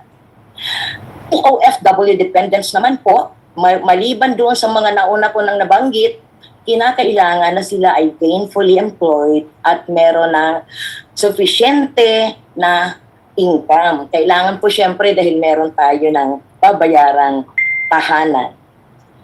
Napakadali po. Ano po ba ang ating kanina punong-puno sa chatbox, paano ba ako magbabayad? So ito pong ating mga modes of disposition. Unang-una, outright cash. Then, pangalawa, staggered cash, at meron tayo ng housing loan or end user financing. So paano ba itong mga ito? Ano ba ang nararapat para naman ako ay mapakinabangan ko o dyan ako papasok sa mode of disposition na yan? So pag sinabi nating outright cash, pag nakapag-decision ako na go na ako dito, magbabayad ako, kaagad po tayo ay magkakaroon ng kasamiento na deed of sale. So ayan po, magpipirmahan po kayo bilang awardee ng NHA at ang NHA naman po sa pamamagitan ng aming district manager na kung saan po located ang inyong napiling bahay. So, taliwaan tayo. Then, bukod po dyan, baka naman gustong-gusto nating mag-cash pero hindi pa po sapat sa ngayon ang ating pera para sa outright cash. Huwag pong mamroblema dahil meron tayong staggered cash. So pag sinabi nating staggered cash, 1 year to pay po ito ng walang amortization interest. So napakalaking biyaya po nito sa atin na ayaw na natin na magkaroon ng mahabang panahon, ayaw na natin na mapasukan pa ng amortization interest. So ito, dito tayo dapat pumasok sa staggered cash. Kasi isang taon, i-divide equally po natin kung magkano yung mga dapat na bayaran, walang amortization interest, ang kinakailangan lamang po siguraduhin natin na buwan-buwan tayo ay talagang magbabayad ng sapat na hulog at dapat matapos natin sa loob ng isang taon nang sa ganun po ay walang mga papasok dyan na delinquency interest o yung tinatawag natin na multa. So, kung anong araw dapat tayong magbayad kada buwan, huwag na po na. At matapos po na tayo ay mabayaran natin yan sa loob ng isang taon na i-cover po natin ng isang sales contract, go na tayo ngayon sa pagpirmahan naman ng deed of sale kasi natapos na natin ang pagbabayad. So again, pag nagpirmahan tayo ng deed of sale, ang katumbas niyan ay mahahawakan na natin ang ating titulo at maililipat na natin sa ating sariling pangalan. So napakagandang pamana para sa ating mga anak, sa mga susunod na henerasyon. Ang pangatlo ay ang end-user financing. So kanina nabanggit, kasama po namin ngayon ang ating mga kapartner sa pag-ibig. So bago po tayo pumunta sa ating pakikipag-ugnayan sa pag-ibig, ay meron po muna tayo ng isang kasulatan sa NHA na kung saan ay meron tayo ng kontrata, yung individual loan agreement. So sa NHA po muna lahat ang pasok ng lahat ng dokumento. Alin man po ang piliin natin, mag-outright cash man tayo, mag-staggered cash, or mag-end user financing, ang lahat po ng mga dokumento ay atin pong ipapaabot sa tanggapan ng NHA at kung ang inyong mapipili ay end user financing, kami na po ang bahala para hindi na kayo mamroblema. Kami na po ang magpapadala niyan sa pag-ibig. So, ayan po. Baka naman sabi nyo, bakit kaya 3 lang ang nandiyan dyan? Paano naman kung hindi kami member ng pag-ibig? Huwag po kayong mag-alala kasi ang mga magkakagusto o magnanais ng bahay dito sa ating programa na hindi po member ng pag-ibig ay pwede po namin ipasok sa aming in-house financing na nabanggit din po kanina ng ating butihing GM at Ma'am Lian. So, sinikap po namin na anuman ang inyong maaaring makaabala sa inyong pagdidesisyon ay meron po kami ng maisasagot sa inyo nang sa ganun ang ating samahan ay talagang magkaroon ng katuparan, lalong-lalo na po para sa inyong lahat. So ito po, ito yung ating dapat na pakatandaan dahil dito po magsisimula ang hakbang tungo sa ating katuparan ng pangarap. Ito yung ating implementing procedure. So hinati po natin sa 2 bahagdan, pre-application at saka application and award. Para maliwanag po, dito sa pre-application natin, magsasagawa po ang NHA at ang pag-ibig ng mga orientation. Ngayon po kasi hindi naman natin kakayanin, given po yung ating time, na talagang pag-usapan natin yung nang detalyado ang lahat ng proseso. So sa orientation po namin sa inyo, in coordination with pag-ibig, ay ang lahat po ay ididetalye doon. para po maging madali na. Tulong na po yun sa pagdidesisyon natin. So may dalawang pamamaraan tayo ng ating orientation. Pwede pong face-to-face, pwede ding Zoom. So huwag kayong mag-alala. Ang ating mga regional and district managers ay nakaantabay at sila po ay magsasagawa ng mga schedules para sa ating Zoom meetings at para naman po sa mga kababayan nating OFW na nandito ngayon sa Pilipinas na nagnanais na pumunta sa mismong lugar ng proyekto. So pwede po kayo mag face-to-face. Hindi po lang, wag lang po natin kalilimutan ang ating mga health protocols kasi alam niyo naman po ang ating pangkasalukuyang new normal situation. Ang isa pong maganda kasi po ang marami po dito sa ating kanina galing sa iba't ibang panig ng mundo.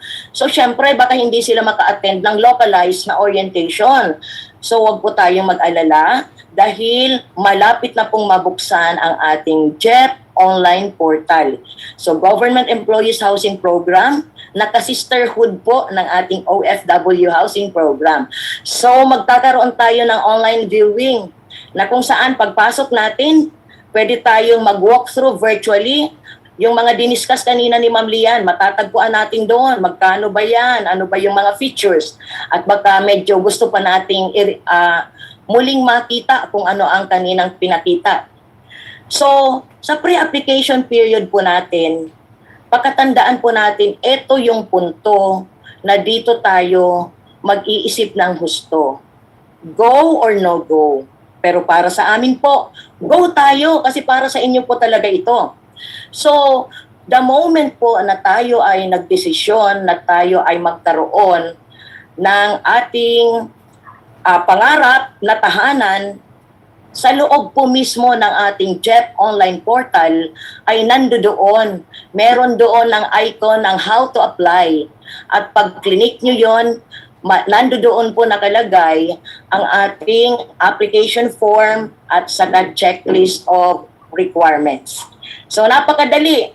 So pwede po kung gusto nyo i-download nyo muna yon, fill upan nyo para po kayo makapirma doon, then ibalik nyo, i-attach nyo siya doon sa ating system at mag-a-attach din po tayo ng Overseas Employment Certificate or ng OEC. So ang ating GM po ayaw niya ng masyadong maraming hinihingi sa ating mga prospective beneficiaries dahil ang gusto niya, tulong agad ang aming maibibigay. Kung kaya't yun muna, application and the OEC, may checklist of requirements naman doon. So kahit na inaayos nyo pa yung mga ibang mga dokumento, pag pumasok kayo sa ating portal, ang lahat po ng application forms, including the attached OEC, ay bahala na po yung system namin sa pagdala niyan, sa pagpadala sa aming mga regional and district offices. Doon na po yan. Wala na tayong masyadong problema. Medyo tehin na rin po tayo sa ngayon. So pupunta po yan sa ating mga regional and district offices. And then ang lahat na papasok po sa regional and district offices na applications, magkakaroon po ng master listing dahil po yun ay ipapadala natin sa Pag-ibig para po sa initial validation just to know magkano kaya ang inyong maluloan sa kanila. Yun lang naman po. And simultaneously, magsasagawa po ng pre-qualification naman ang ating mga kawani ng NHA sa kung saan pala natin napili ang ating unit. So ang pre-qualification po, ang ginagawa dyan ay para lamang malaman, meron na ba tayo ng lot award? May kapangalan ba tayo? O talagang malinis at go na kaagad tayo sa ating application hanggang sa maproseso natin yung award. So ganun lang naman po ang ginagawa sa pre-qualification. At kanina nabanggit ko po na hindi tayo dapat mag-worry kung tayo ay meron na ng lot or unit award. Dahil okay lang po yan as long as hindi natin pinapabayaan ang bayad natin doon sa naunang biyayang natanggap natin galing sa NHA. So matapos po ang initial validation ng Pag-ibig at matapos ang pre-qualification ng NHA ay magsisimula na po ang pagpoproseso ng award ng NHA. In the event po na sobrang dami talaga nang nag-apply, kanina panay wow ang nababasa ko. Sabi ko, ay, naku, marami nang interesadong mga kababayan. So, kung masyadong madami po tayo na nag-apply sa isang proyekto, magsasagawa po ng raffle ang ating mga opisina sa mga rehiyon. Sabi nga po, di ba? All is fair in love. Ganon din po sa pagkakaroon ng ating bahay. Matapos po ang mga yan, ang lahat po ng mga dokumento, kanina nabanggit ko po, sa NHA nyo po lahat ipadala. Kung kayo po ay komportable na sa main office ipadala, okay lang po kami nang magpapadala doon sa aming mga regions, sa district offices, kami na po yan. At iipunin po doon sa district office ang lahat po ng mga dokumento nung nagkaroon na ng award at sabay-sabay po yung ipapadala sa Pag-ibig nang sa ganon ay ma-process naman po nila at mag-conduct na po sila ng evaluation sa kung tayo ba ay kwalipikado o hindi sa kanila. Yung mga hindi po members ng NHA ay ng Pag-ibig ay mananatili po ang inyong award sa NHA dahil kanina, di ba, klinaro ng ating GM na meron naman tayo ng in-house financing na mai-offer sa inyo pong lahat. So, yan po ang isang simpleng proseso, mabilis na paraan kung papaano po kami makakatulong sa inyo. Napansin ko po na sa dami ng mga katanungan, marami na nandiyan na po sa box ng question and answer. Kung sakali po na hindi namin masagot yan lahat ngayon, huwag kayong mag-alala. Ito po, mag-iiwan kami sa inyo ng aming email addresses. Maganda po sa email para maisulat nyo lahat ano ba ang nais ninyo na magkaroon ng kasagutan o clarification. So, paki-picture-picture na lamang po. Although ito ay po-post po namin sa aming FB page at sa website nang sa ganon ay inyo pong matandaan, hindi nyo makakalimutan saan ba kami pwedeng mag-inquire.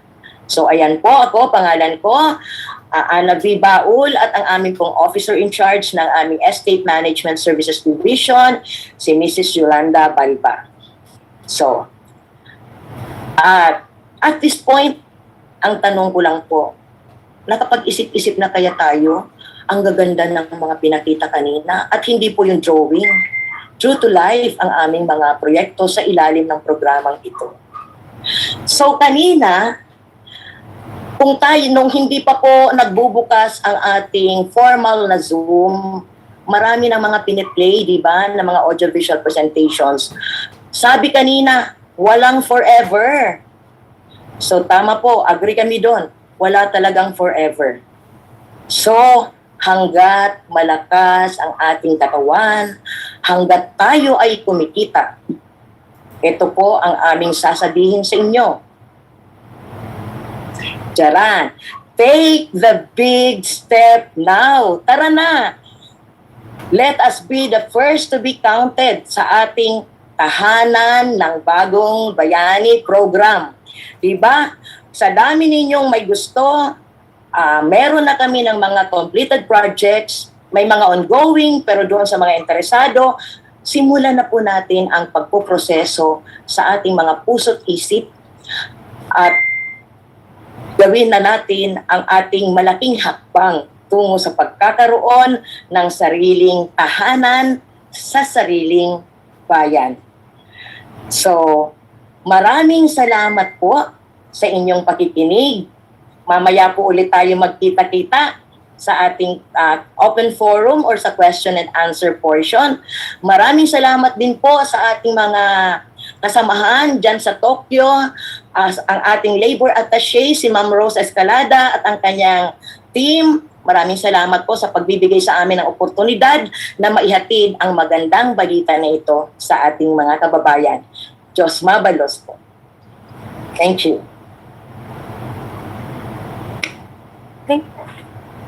Maraming pong salamat, Kabayan, sa muli po, yan po si Department Manager Ana V. Baol from the National Housing Authority, ang ating pong second speaker. Makakasama pong muli natin ang ating dalawang speakers na si Engineer Villanueva at si Department Manager Baol mamaya po after po ng ating panghuling speaker from the Pag-ibig. Mga kabayan, let's pause for a break at magbabalik po ang programang Online Reintegration Preparedness Program na hatid po ng Polo Tokyo, Japan at National Housing Authority.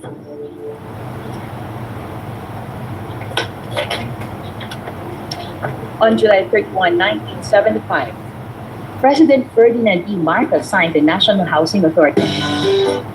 Sa ngalan ng pag-ibig, handa akong gawin ang lahat.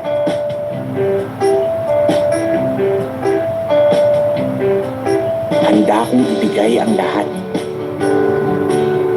Mapadama lang ang tunay na pag-ibig sa'yo.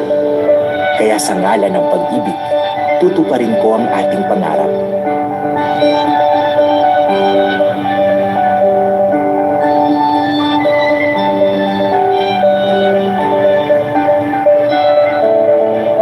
Sa susunod na kabanata, isa lang ang ating aasahan. Ang Pag-ibig Housing Loan.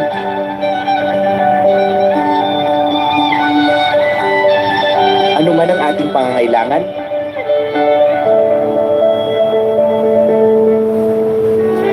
may home loan na bagay sa atin. Simple man o grande ang dream home natin, posible dahil sa kanilang lowest rates.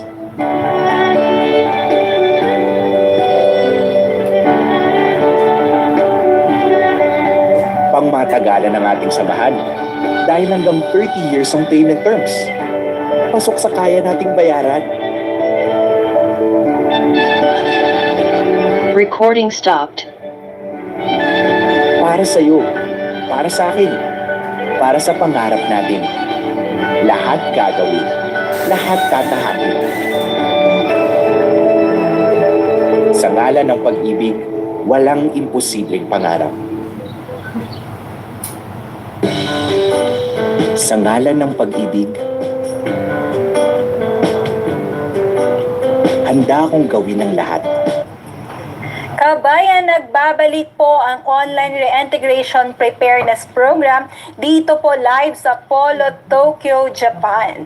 Ang ating pong talakayan sa hapong ito ay Tahanan ng Bagong Bayani, OFW Housing.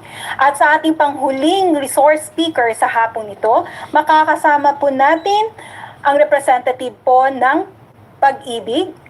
May we call on Engineer Richard M. Roque.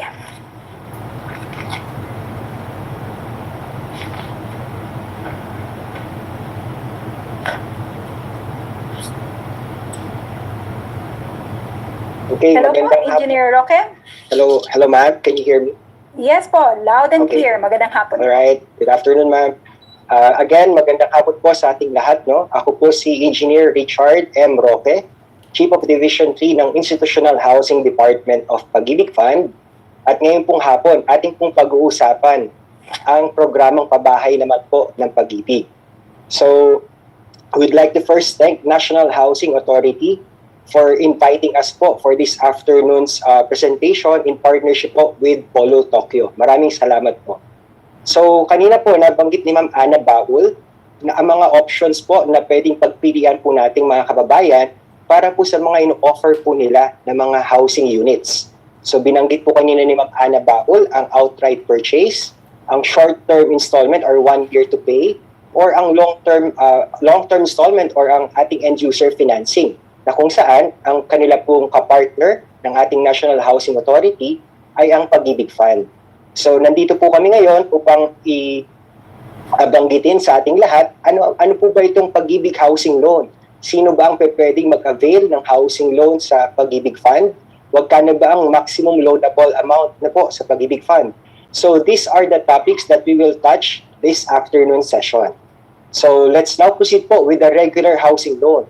We would like to inform everyone na ang bawat isa pong Pag-ibig member can avail as high as 6 million pesos para po kung may gusto po siyang bilhin na kanya pong bahay. Ito po is depende lang po sa kanya pong capacity to pay at sa appraisal po ng kanyang property na kanya pong binibili. So whichever is the lowest po among the three category, yun po ang i-consider ng Pag-ibig Fund na maaprubahan po sa kanya pong housing loan. So we would like to also inform everyone that Pag-ibig Fund has low interest rates. Dati po kasi depende po ang interest rate na pinapataw ng Pag-ibig Fund sa halagang kanyang ina-apply ng ating member.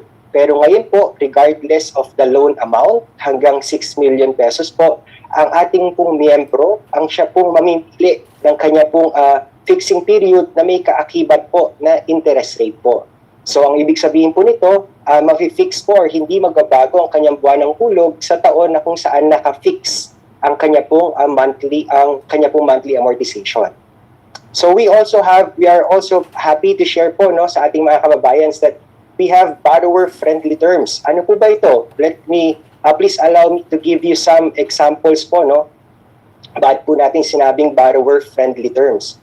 Number one, we give one of the longest loan term po sa Pag-ibig Fund. So, ang resulta po ng mas mahabang loan term, mas affordable po ang nagiging buwanang hulog ng ating po mga miyembro.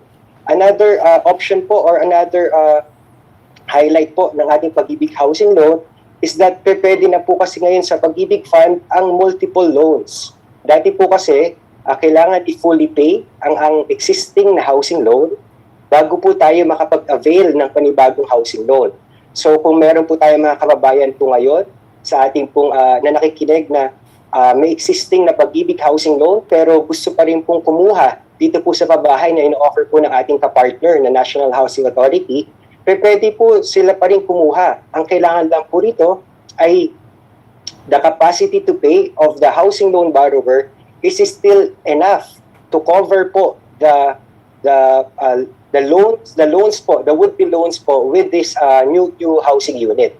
So at isa pa po na kailangan i-consider yung magiging total obligation po ng magiging housing loan ng ating pong member is hindi po dapat lalagpas sa 6 million na cap.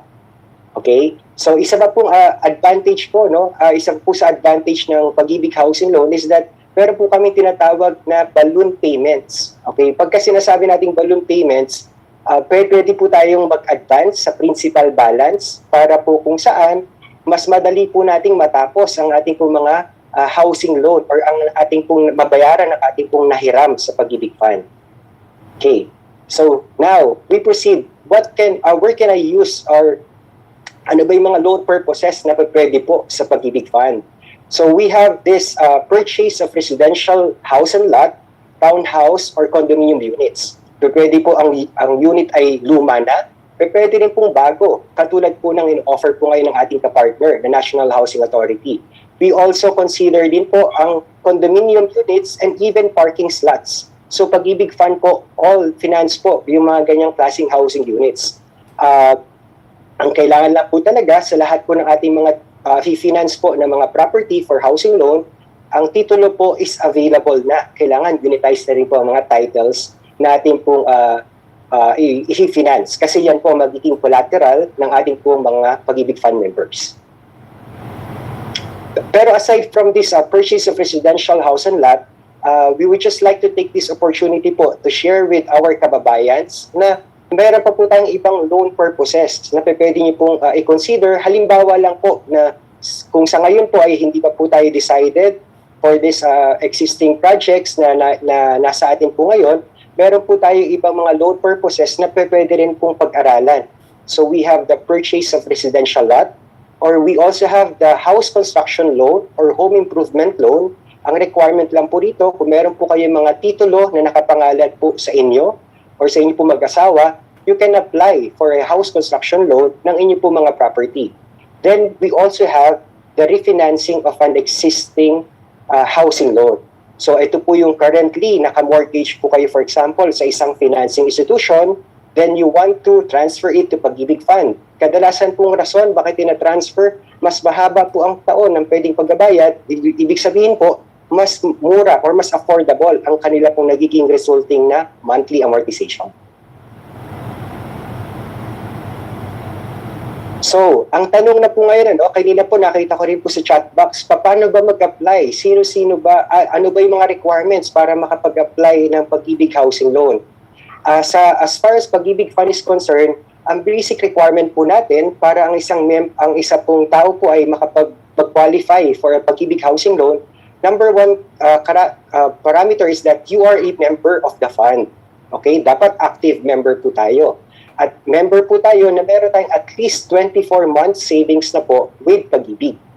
Okay? So ang tanong, paano naman, Richard, kung wala pa akong 24 months? Pag-ibig Fund now allows lump sum payment of the membership savings. So ibig sabihin po nito, kung kayo po is kakamiyembro nyo pa lang, isang taon pa lang kayong miyembro, kulang pa po kayo supposed to be na 12 months, di ba po? Para kayo po ay mag-qualify sa 24 months na requirement namin. Pwede nyo po bayaran yung 12 months para po ma-consider na po namin kayo ma-evaluate for a housing loan.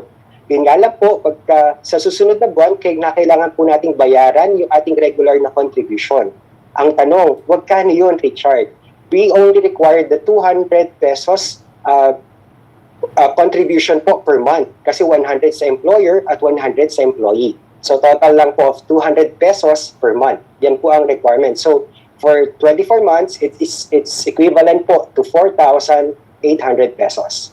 Isa pa po sa requirement na kailangan po natin na masatisfy is that the member should not be more than 65 years old at the date of loan application and it's not more than 70 years old at the date of loan maturity.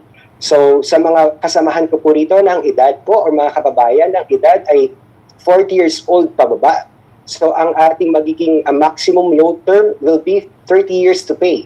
Pero kung edad ko po ngayon, halimbawa is 45 years old na po ako, so 70 minus my present age at the time of loan application, yun po ang magiging maximum na loan term ko for housing loan. So sa 70 minus 45, the maximum loan term will now be 25 years nung Pag-ibig member po na ang edad ay 45 years old. So we also need to consider that dapat po meron tayong legal capacity to acquire and encumber real property. Kailangan po ma-establish natin ang inyong capacity to pay. At the same time po, meron po tayong capacity to encumber a real property. Kailangan po makasecure din po tayo ng marital consent. Kung ito po is ang ating pong, kung kayo po is mga married na. So it's a very critical requirement din po. No? Okay. So next, we also need to consider na kayo po dapat bilang mga prospect, Pag-ibig Fund, housing loan borrowers, kailangan po wala po tayong mga accounts na foreclose, na cancel, na bought back, or voluntarily surrender. Kasi kung ganun po ang nangyari, sabihin po lang nito, hindi po tayo naging natuloy ang ating naging obligasyon o responsibilidad during our first housing loan. So hindi po tayo mag-qualify for another housing loan. Next, kung meron po tayong multi-purpose loan or salary loan, ito po, short-term loan, or existing na Pag-ibig housing loan. The requirement lang po ng Pag-ibig Fund is to just update your existing housing loan or short-term loans. So we are not requiring you to fully pay your existing loans with us. All we are requesting or requiring is just for you to update. So ito po mga nalista ko po, ito pong nasa screen natin. These are the basic eligibility requirements lang po na kailangan natin masatisfy before you apply for a housing loan with Pag-ibig Fund. Next slide. So these are the rates that we have right now, effective July to December 2021. So sa 3-year fixing period, we have the 6.25% interest rate per annum. So ano pong ibig sabihin po nito? So kung ang isang miyembro na mag-loan, for example, ng 1 million pesos at 30 years to pay, kung halimbawa po ang amortization po will be around 7,000 or 8,000 pesos per month, in the next 36 months, yun po ang kanyang magiging buwanang monthly amortization with Pag-ibig Fund. So hindi po yun magbabago. So yun na po sabihin ng fixing period. Taon kung kailan po hindi magbabago ang aking magiging monthly amortization sa Pag-ibig Fund. Next slide. So gusto lang po namin kayong bigyan ng example, no? Magkano ba ang pwedeng ang kakailanganing gross monthly income ng isang Pag-ibig Fund member para makapag-avail ng mga estimated na selling price in 2 million. So halimbawa po, no, kasi ang kagandaan po sa Pag-ibig Fund, we now consider gross monthly income. So hindi na kami nakatingin sa take-home pay nyo, we are now looking at your gross monthly income. So whatever your gross monthly income, kunyari, kumikita po tayo ng 100,000, yan po ang nakadeclare sa inyo pong sa inyong mga payslip or sa inyong employment contract. So yun po ang magiging reference po or magiging basihan ng Pag-ibig Fund pagka nag-evaluate po kami ng inyo pong capacity to pay. So for a 1.9 million pesos na housing loan, at kung ito po ay babayaran natin sa loob ng 30 taon, ang ating magiging buwanang hulog po sa Pag-ibig Fund is 11,698.63 pesos. This is principal and interest, so plus insurance po. Ito po yung ating presentation this afternoon. So ang required gross monthly income kada buwan is nasa 33,424 pesos, 0.66 pesos para ang isang Pag-ibig Fund member ay makapag-avail po ng 1.9 million pesos. Next slide, please. So, ang next na tanong, ano bang requirements? Yan po yung mga nakikita po natin kanina. What are the requirements para po makapag-apply na? So, ang kailangan lang po natin gawin ay kumpletuhin itong mga requirements na aking pong i-discuss po sa inyo.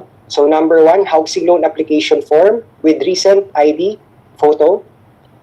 And this is kukumpleto, mayroon na pong proforma document ang Pag-ibig Fund. All you have to do is to complete this form. Next is one valid ID of the principal borrower and the spouse, or kung may co-borrower din po, kailangan pong i-consider po or i-photocopy ang ID ng co-borrower. Plus the attorney-in-fact IDs din po. Okay. Next, we need to consider, can you go back please?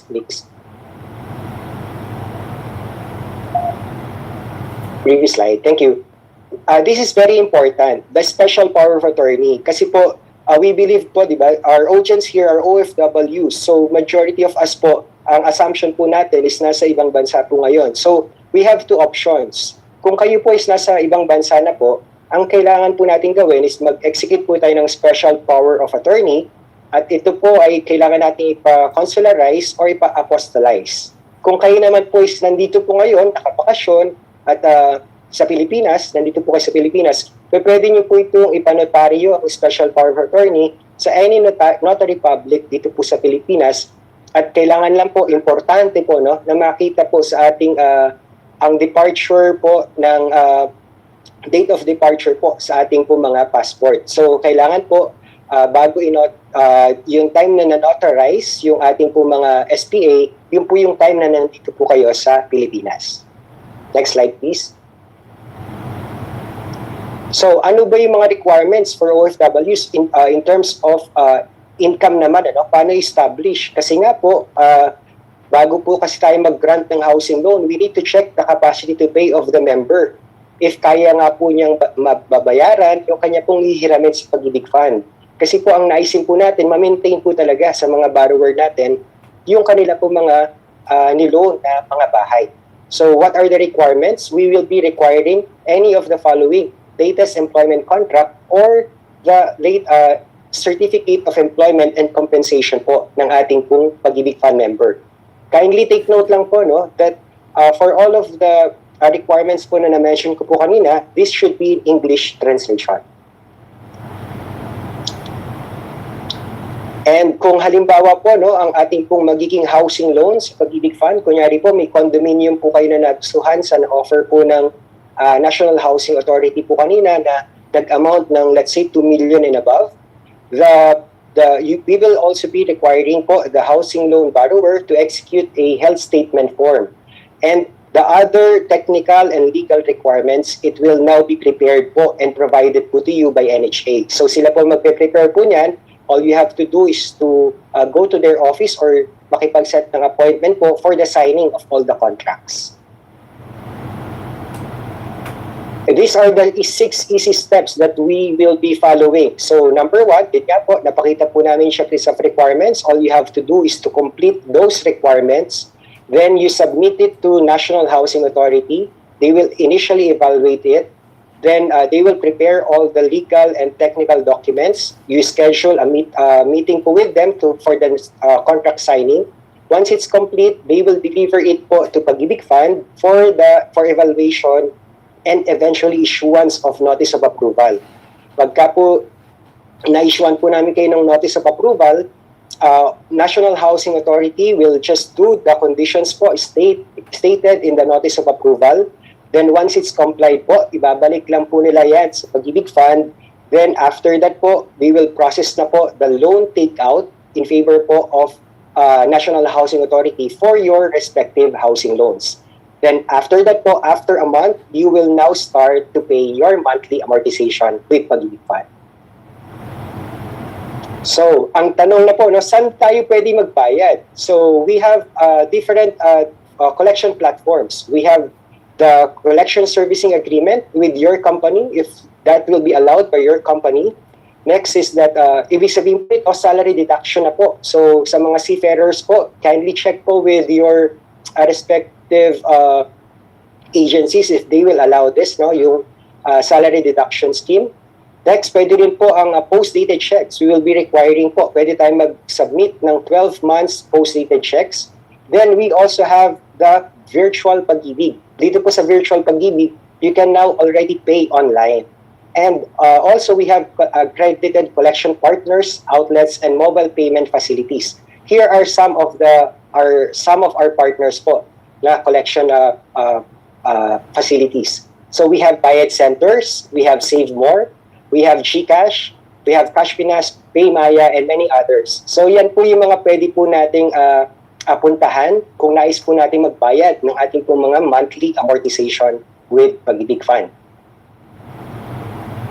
So ang tanong po, kasi we just want to share with everybody, possible po kasi na hindi lahat tayo ngayon ay miyembro na ng Pag-ibig Fund.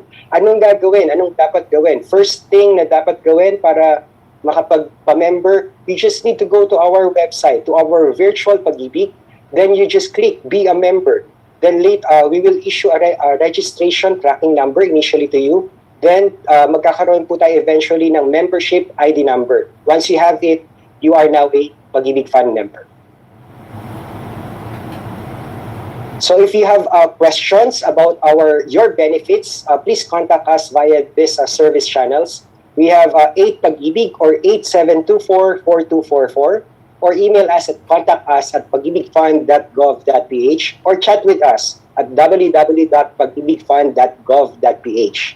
Para po sa mga kasamahan po natin ngayon na nasa Japan, kasi if you have concerns po sa mga kababayan po natin na nasa Japan, you have concerns about Pag-ibig, please free to email us at asiapacific@pagibigfund.gov.ph.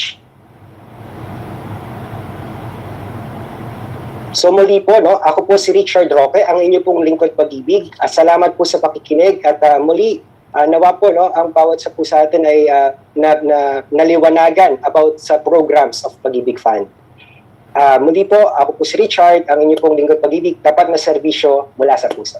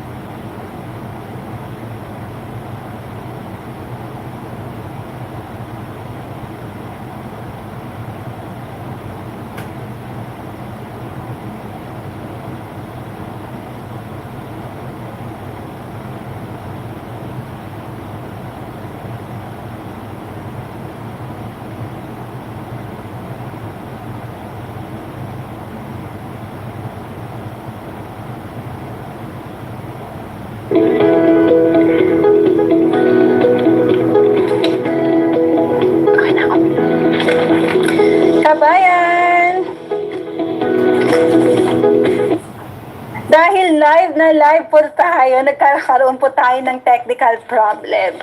Yan po, hindi po talaga maiiwasan ang mga ganitong issue. But now, we're back po dito po sa Polo Tokyo with our online reintegration programs. Sa muli po kabayan, yan po ang ating panghuling speaker from the Pag-ibig, Engineer Richard M.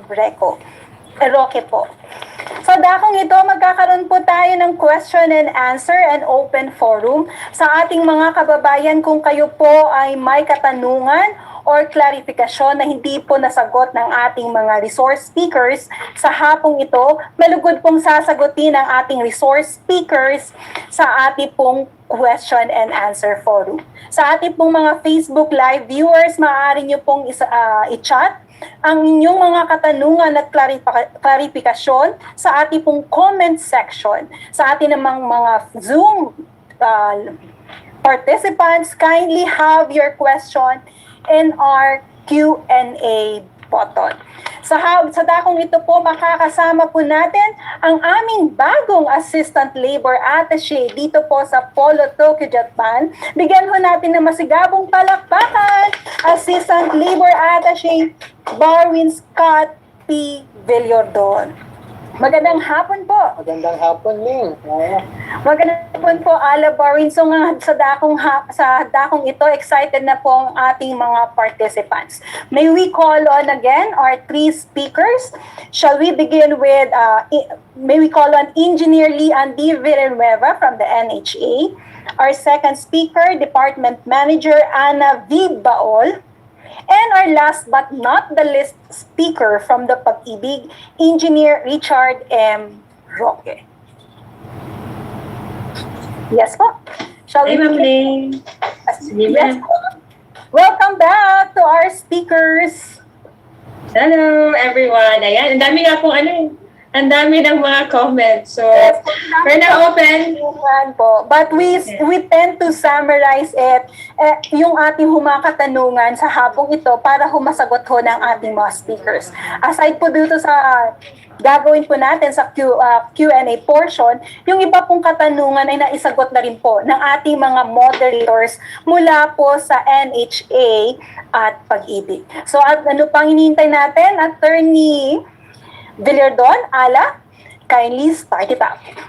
Okay, so marami tayong katanungan na natatanggap. Pero habang nagrepresenta kanina ang ating mga resource speakers, unti-unti rin nasasagot ang mga katanungan ng karamihan ng ating mga kababayan. Ano?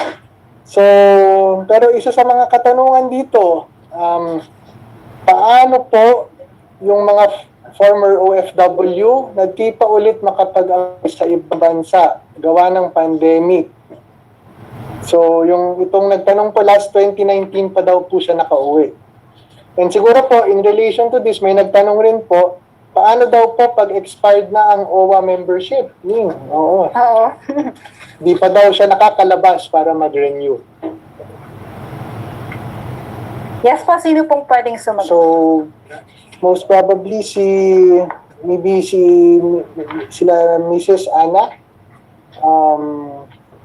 Unang-una, tanda ko kasi Mrs. Ana, when you were discussing a while ago, I didn't see the OWA membership as a requirement. It was OEC.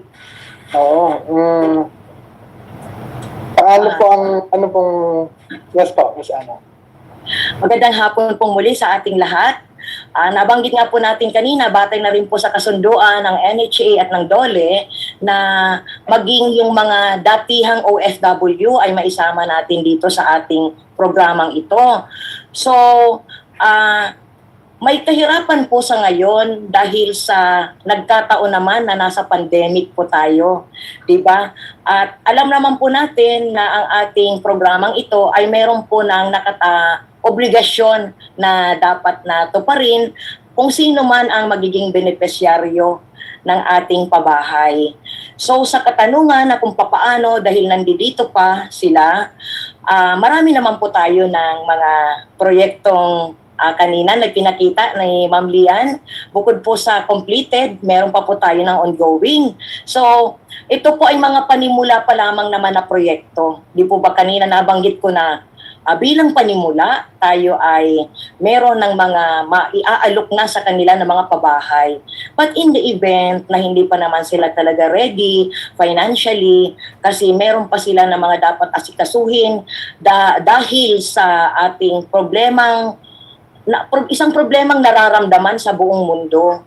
So, ang ating proyekto ay napakarami pa pong parating at sakaling dumating ang tamang panahon para sa kanila ay hindi po magsasara ng pintuan ang NHA doon sa mga medyo mahuhuli lamang po dahil sa kasalukuyang estado nila, lalong-lalo na po sa kanilang financial situation.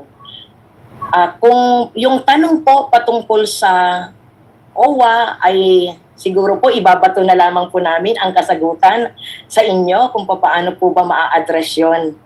Ang isang katanungan, parang pangatlo po yata yon. So, yun lang po ang aming, sa abot ng aming makakayang pagpapaliwanag sa ngayon, yun po ang aming kayang sagutin. Doon sa mga handa na rin po ang NHA dahil meron na kami ng completed projects. Doon sa kasalukuyan na mag-iipon pa, sabihin na natin para sa staggered cash, huwag mag-alala kasi meron naman ng ongoing projects pa. At para doon sa ating mga kasama, mga kababayan na naapektuhan po talaga nitong ating pandemya, ay patuloy naman po na magsasagawa ng mga proyekto ang ating ahensya para po sa inyo, para kayo ay matugunan. Salamat po.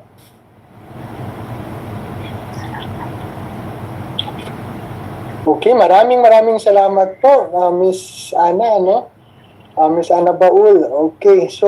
Pero po sa Ala, ang tanong po doon with regards doon sa OWA, so as bilang representative, galing po ng OWA, sasagutin ko po yun in line po doon sa sinabi po ni Ma'am Ana.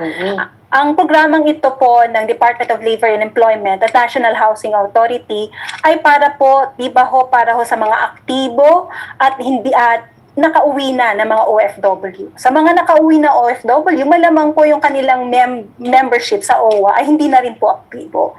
So yung sa mga hindi na po active member, hindi po yun magiging hadlang para ho mag-apply po kayo ng ating pong housing program na hatid po ng NHA at ng DOLE. Dahil ito po ay para din po sa inyo. Okay, so, thank you po. Thank you, Ling. Thank you, Miss Ling. Okay, so... ito para to kay engineer, okay? Good day po. Ask lang po kung maka-avail pa ng housing loan ng NHA or Pag-ibig if may... Thank you, sir. Apo, salamat po sa question, no? So, ang sagot po natin dyan, hindi na po pwede makapag-avail ng panibagong housing loan ang isang miyembro na dati po yung meron housing loan at na-foreclose po ito.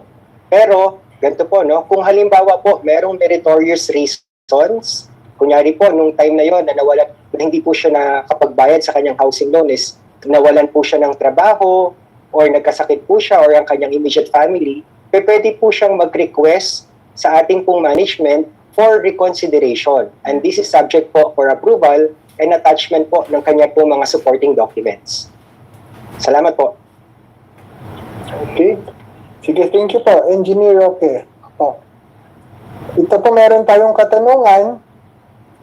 Kanina po in-explain po sa atin din na kung paano yung process of payment, may outright cash, staggered cash, okay, at saka yung financing. Okay, may isa pong katanungan, pwede na ba po lumipat agad or maghihintay pa po ng gano'ng katagal? Para po sa ating mga completed projects, kanina nabanggit po ni Ma'am Lian, pwede na po tayo, di ba naka-divide po kanina ang presentation niya ng completed, developed, ready for sale na, tapos meron tayong ongoing. So, kung sakali ang napili niya ay sa completed, welcome na po sila sa kanilang bagong tahanan. Magkakaroon lamang po tayo syempre ng mga kontrata kasi meron din po syempre na kung may responsibilidad po ang NHA para sa kanyang benepisyaryo, may obligasyon din po ang ating beneficiaries para sa ating pamahalaan. So that's good news. As long as na completed ang project at okay na yung dokumento, pwede rin lumipat. Tama. Okay, May isa pa pong katanungan. Ito po, may katanungan, saan po pwede makita ang listahan ng mga pabahay ng NHA? So a while ago po, marami pong actually nagtatanong, meron ba sa ganitong lugar, sa ganyan. So, meron po ba tayong list of available areas? Maybe si Engineer Villanueva, aside po from the houses that were presented a while ago, meron pa po bang ibang mga locations? Or meron po ba silang papupuntahan na website na may listahan? Yes, sir. Actually, for the list po kasi natin, ang ginagawa natin for the meantime ngayon is to send already their request dun sa ating OFW housing.npc@gmail.com na email. Pag po nag-email sila sa atin is nagsasabit na rin tayo ng mga listahan. Right now, they can also access our NHA FB page, the official page of NHA for the Facebook page, kung saan makikita rin po yung mga listahan. Nag-down kasi yung ating isang Facebook page sa dami rin po na inquiries, kaya itong ating official FB page under NHA na po yung gagamitin natin. So, antabayanin din po nila doon kasi i-flash namin yung ating official naman for the Tahanan ng Bagong Bayani po na FB page. So dun po tayo magkakaroon ng maraming updates na ipopost. Ayan. Sir, nabanggit ko rin po kanina na meron kaming soon to be launch na JEP online portal. So ito po ay siyang parang kapatid ng ating FB page pagdating po sa pagbibigay ng impormasyon sa ating mga kababayan. So, amin na lamang po, kami po ay magbibigay ng isang pahayag sa aming FB o kaya sa NHA website kung kailan po ito siya mabubuksan. Kasi ang kagandahan po ng online portal na dinidevelop po ng NHA ay para silang mag-walkthrough sa lahat ng mga proyekto nang sa ganon ay matulungan po sila sa pagdidesisyon kung alin ba sa mga proyekto sa ngayon ang nais nilang puntahan at magkaroon ng sariling tahanan. Yun po, sir. Okay, thank you so much. May mga katanungan pa po ba tayo? Barwin, with regards po sa ating mga resource speakers or na-discuss na po? Well, basically, yung mga questions na nasagot na rin po ng magagaling natin na panelists from NHA and from Pag-ibig. Well, there are questions na sa tingin ko ay sabi nga ni sila Miss Ana kanina at saka sila Engineer Roque and si Engineer Villanueva. Okay, they can go to the website. Pinakita po nila yung website. So, pag yung mga mas detailed questions, so I believe tama po ba they can ask their questions, course their questions through those information that was provided a while ago. Yes, sir. Nagbigay din po kami ng aming official email addresses para in the event na hindi natin masagot ang ibang mga katanungan sa chat box or sa FB Live, ay feel free na lamang po sila na ipadala ang kanilang mga katanungan sa email addresses namin. Okay po. So wala na hong katanungan. So before we are going to end this question and answer, this open forum, may we have some last few words po sa ating tatlong speakers po sa hapong ito. Shall we start with Engineer Lian? Ano ho ating mensahe sa ating mga OFWs na gusto hong mag-avail ng housing program na ito? Ayan. Thank you, Ma'am Ling. Marami po talaga kaming inquiries ngayon na nanggagaling sa ating mga OFWs, and katulad po ng nabanggit ko kanina, marami pong salamat kasi binigyan niyo kami ng pagkakataon para may present sa inyo yung mga pabahay po ni NHA. Ito po ay mga pauna pa lamang ng mga pabahay para sa OFWs. Marami pa po ang mga susunod na mga pabahay para sa inyo. Nakita ko rin po yung mga comment box ninyo, comment po ninyo, kaya all of those comments are taken well into consideration po. Naintindihan po namin ang inyong sentimento at maraming pong salamat at binigyan niyo po kami ng time at oras. So sa ating po mga questions, ang email po inilagay ko na sa chat box para at least mag-email po kayo doon. Thank you very much and thank you also to our Polo Tokyo office. Thank you. Thank you so much, Engineer Lian Villanueva. So again, second po, from our speaker, Ma'am Ana Baol. Any few words po to our OFWs? Sa aking mga kapatid na OFWs, malaking biyaya po ang nakaharap sa inyo ngayon na aming inihahain. Sayang nga lang po, ako ay senior citizen na. Kung sana ay nagkaroon kami ng mga ganito kagagandang bahay nung kapanahunan namin, sabi nga na medyo malakas pa ang aming mga katawan, ay isang blessing po talaga ito. So, sana po ay pag-isipan natin maigi. Tingnan natin, ikumpara natin sa pribadong sektor, kung ano naman kaya ang masasabi nila in terms of selling prices, kasi doon nyo po makikita ang kaibahan ng presyo sa ating pamahalaan kumpara sa pribadong sektor. So habang marami pa po tayo ng available units na ibinibigay sa inyo, kayo po ay aming tinatawagan na magsimula na ng unang hakbang. At para naman po doon sa ating mga kapatid na medyo meron po sila ng konting problema sa kanilang kinikita sa kasalukuyan. Huwag po kayong mag-alala kasi nandito pong NHA. Kami po ay magsasama-samang muli upang pag-usapan yung mga issues na nakalagay dito sa chat box. Hindi po namin yan babaliwalain. Pag-uusapan po namin at maghahanap po ng paraan. Ang ating GM po ay nakatatak na sa kanyang puso ang pagtulong sa ating mga kababayan, lalo na po sa inyo. Kaya kung ano po ang mga problema, mga suliranin na ating nilagay sa chat box, na sa ngayon ay hindi kayang sagutan ng kung anong meron kaming in-offer sa inyo, makakaasa po kayo na yan ay aming babalikan muli, pag-uusapan at titingnan po namin kung paano kami makakatulong sa inyo. So maraming salamat po sa inyong oras na ibinigay sa amin. Napakahalaga po nito kasi ang inyong rest time ay talagang i-share nyo sa amin. So thank you so much for the time. And also thank you so much kila Ma'am Rose, sa ating labor attaché at ang kanyang team po. Maraming salamat. Marami pong salamat, Ma'am Ana Baol from NHA. Katulad na nga po na sinabi ni Ma'am Ana Baol, tayo po ay magsimula sa unang hakbang. At ang panghuli po, a few words po from our speaker from Pag-ibig. Yes, sir? Yes, thank you, Ma'am Ling. Again, thank you again to National Housing Authority for inviting Pag-ibig Fund po, to be part of this webinar. And also to Polo OWA for letting us po to present this afternoon sa ating po mga kababayan ang programa Housing Loan ng Pag-ibig Fund. So we hope po na through this short orientation that we made po this afternoon ay nalinawan po ang ating mga kababayan sa mga options po nila na pwede nilang pag-aralan patungkol po sa kanilang benepisyo bilang mga Pag-ibig Fund members. So, salamat po sa pagkakataon at nandito po ang inyong Pag-ibig Fund para po paglingkuran ang ating mga members. Magandang hapon po sa ating lahat.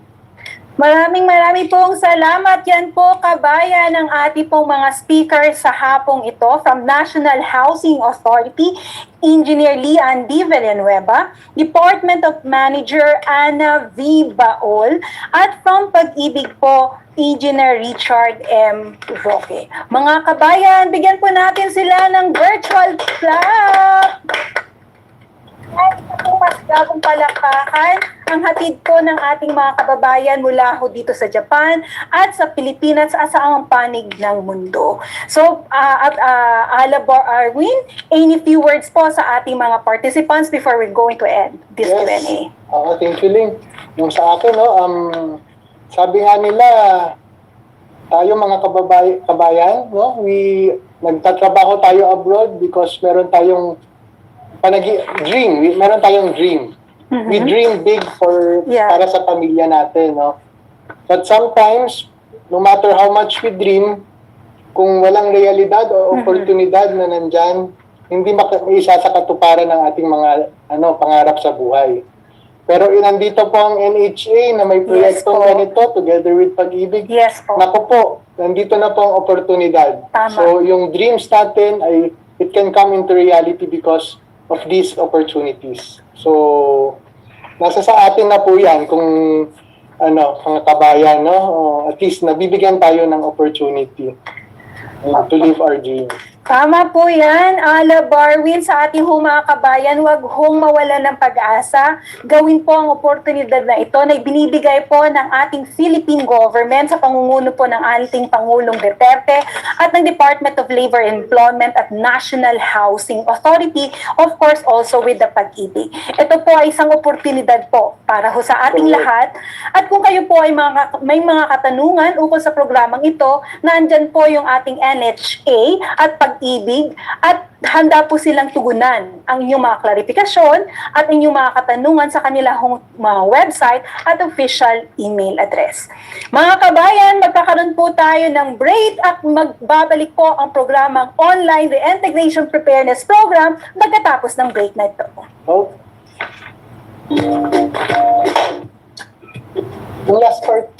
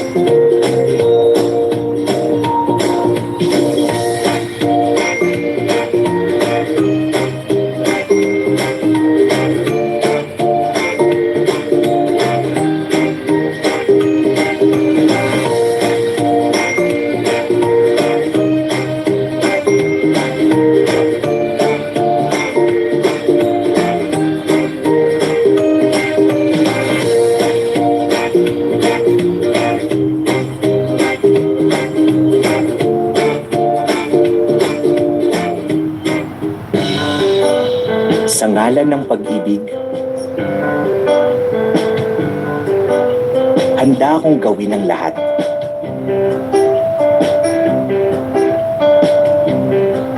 Handa akong ibigay ang lahat. Mapadama lang ang tunay na pag-ibig.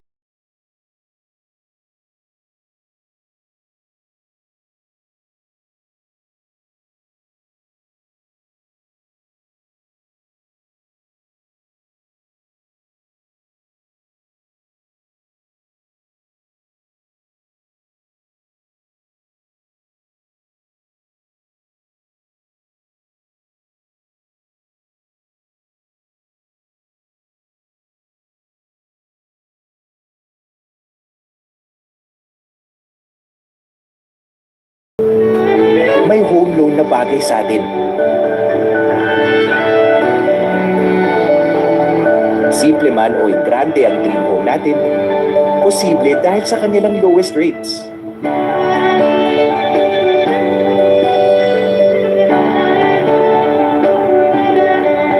Pangmatagalan ng ating samahan dahil hanggang 30 years ang payment terms. Pasok sa kaya nating bayaran.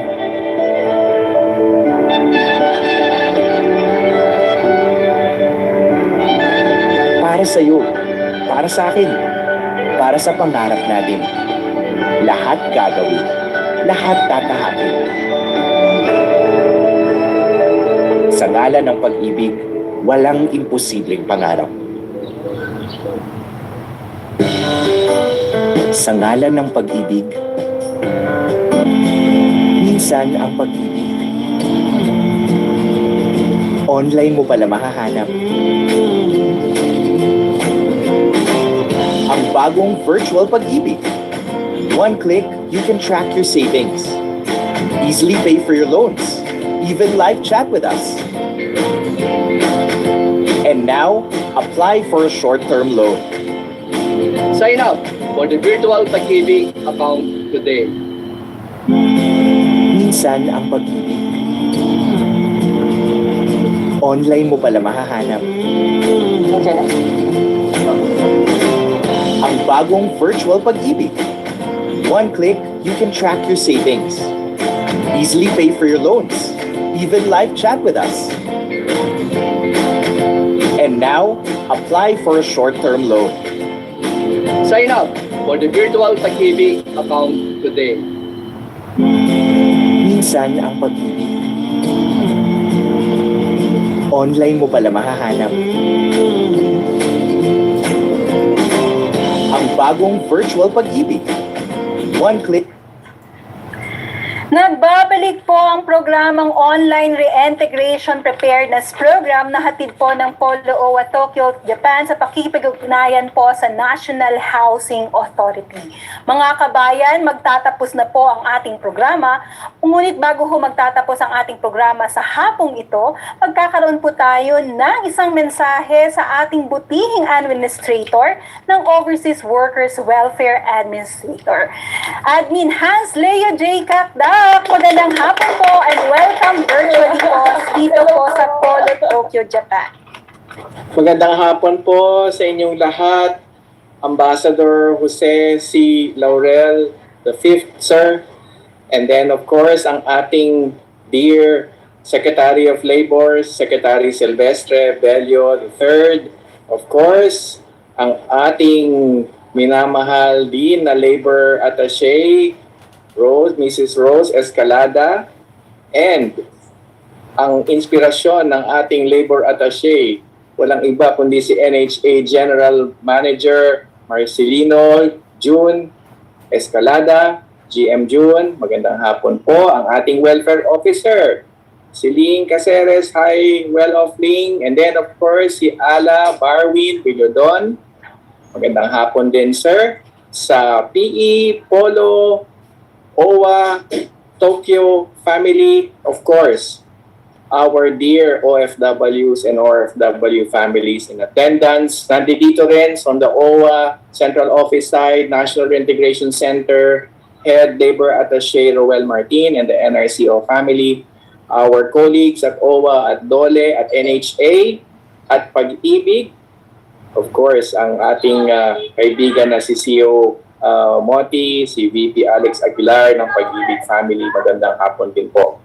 Okay, syempre alam naman natin na dito sa ating webinar, kailangan muna nating pasalamatan ang PE, Polo, Tokyo, DFA, DOLE family na talaga namang made this event possible. Alam natin ang determinasyon ng ating mahal na labor attaché sa Tokyo, and talagang pinagpaguran itong event na to. So lubos ang aming pasasalamat. Of course, ang ating resource speakers for making this afternoon very, very fruitful. Our dear OFWs for making not just this program meaning this event, but the program in general, yung National Housing Program, particularly yung NHA and Department of Housing Programs para sa ating mga mahal na OFWs. Ang dream house, ang bahay, pangalawa yan sa tingin ko sa edukasyon bilang pangarap, bilang dahilan kung bakit nag-a-abroad ang OFWs. Ako po ay naging anak din ng OFW, so alam ko na ang tatay at nanay ko na parehong nagtatrabaho sa abroad, ayan ang pangarap para sa amin ng kapatid ko. And hanggang ngayon, hindi nagbabago yan. na talagang bahay, pangarap, yan, magkakaduktong yan, edukasyon at kinabukasan. No? Ang magkakaugnay na mga elemento ng tagumpay ng isang OFW family. Ang OWA ay suportado po natin. Ang chairman of the board natin sa OWA, si Secretary Sylvester Bello III, nandiyan ang Board of Trustees. At kami po sa tinatawag na Secretariat ng tagapagpaganap ng mga programa ng OWA sa ayon sa batas, sa ayon sa board resolutions ng board natin na pinangunahan ni Sec. Bello. And syempre, under kami lahat sa mandato ng ating mahal na Pangulo, ang ama ng OFWs, President Rodrigo Roa Duterte, na gawin ng lahat para sa kapakanan ng OFWs at ng mga pamilya, anak ng OFWs. Kaya nung nalaman namin na may programa ang National Housing Authority extending their dear services to our dear OFWs, ay ganoon na lamang, nagkandara pa po kami para malaman, matutunan, namnamin at higit sa lahat, makipag-partner sa NHA para ma-extend ang serbisyo ng NHA sa ating mahal na OFWs. Kaya kung maalala ninyo, nung Migrant Workers Day, bilang sagisag ng halaga o pagpapahalaga sa programang ito, no less than our dear Secretary had a MOA signing with GM June Escalada para magkaroon ng ugnayan, pagkaroon ng pagpapaliwanag, magkakaroon higit sa lahat ng pag-tap o pag-avail ng programa ng NHA ang ating mga mahal ng OFWs. And syempre, yung accord na yan ay implementation ng socialized and affordable housing program for OFWs. At kaya sa ngalan po ng sa lahat ng mga OFWs sa buong mundo, maraming salamat NHA, maraming salamat Pag-ibig, maraming salamat sa Department of Housing sa mga programang may kabuluhan para sa ating mga mahal na OFWs. Ngayon po, ay mas madali na makakamit ng ating mga mahal na OFWs ang kanilang pangarap na magkaroon ng sariling buhay. Sa aming pong paglilibot sa iba't ibang lugar, maraming beses na rin kaming tinatanong ng mga OFWs tungkol sa hindi lamang housing program, kundi affordable and accessible housing program at kung meron ba raw ang OWA. At ang kadalasan naming sagot ay, ang good news po, meron ng mga government agencies and during, of course, the Duterte administration, umusbong ang Department of Housing para lalong palakasin ang pagpapalaganap ng housing program para sa mga OFWs. At dito po natin malalaman na taas noo namin silang tinutugunan, sinasagot na yes, meron pong programang pabahay. Hindi po ang OWA, kundi ang NHA, ang Pag-ibig, ang pamahalaan para sa inyo. Kaya to our dear OFWs all around the world, this joint program of DOLE OWA and the NHA is another determination or another demonstration of the Duterte administration's legitimate concern for your well-being. Alinsunod sa tagubilin ng ating mahal na Pangulo para sa kapakanan ng OFWs at sang-ayon sa Philippine Development Plan na ambisyon natin 2040, ang lahat ng OFW ay makakakamit ng pangarap nilang magkaroon ng sariling bahay. Hinihikayat po namin kayo na tangkilikin po ang mga programang ito, kaya't sasamahan namin kayo na tuparin ang inyong mga pangarap na magkaroon ng sariling bahay. Para sa inyo po, mga OFWs, ang programa na ito. At sa gana ng OWA, sisikapin po namin na maging tulay, na maging source ng information, na maging pwede na rin feedback mechanism para malaman din po ng pamahalaan ng inyong sentimiento patungkol sa pangangailangan ninyo ng decente, affordable, and accessible na pamamahay. Kaya't muli po, isang magandang hapon sa inyong lahat. Maraming salamat muli. PE Tokyo, Ambassador Laurel, Labor Attaché Escalada, Well of Ling, sa inyong matagumpay na event, GM June. At tuloy-tuloy lang po tayo sa pag-alay ng ating buhay, sa ating sakripisyo, hirap at serbisyo para sa kapakanan ng ating mahal na OFWs. At sa ngalan din po ng ating Chairman of the Board of Trustees, Secretary Sylvester Bello III, nangangako po kami ang tuloy-tuloy naming serbisyo para sa inyo, di lamang sa pabahay, kundi para sa welfare, protection, sa mga benepisyo natin sa OWA, dito sa ongoing repatriation program kung saan 640,000 na po ang natulungan natin sa OWA na nanunumbalik na OFWs. Ibig sabihin po na 640,000, yung talagang nakaharap namin, nakahalubilo ng mga frontliners natin paglapag lamang sa NAIA, pag lagi sa hotel quarantine facility. Ngayon ay 10 days ang quarantine.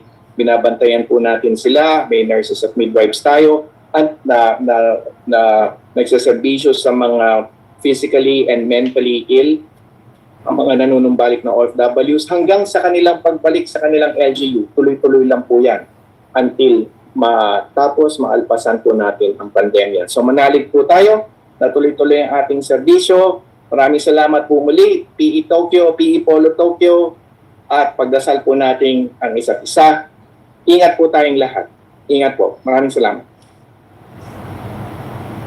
Marami pong salamat sa muli po, kabayan. Bigyan po natin ng masigabong palakpakan ang ating pong OWA Administrator, Attorney Hans Leo J. Cagdac, para sa kanyang mensahe. Magandang hapon po, Admin, and stay safe and ingat po always dyan po sa Pilipinas. Salamat po, Admin Hans. Yes po. Maraming pong salamat, Admin Hans. Kabayan? Salamat po. Yes po. Marami pong salamat. And then, before we're going to end, could we have a group picture po at Hans with the rest of our participants and our colleagues po with from Polo Tokyo and from NHA and Pag-ibig.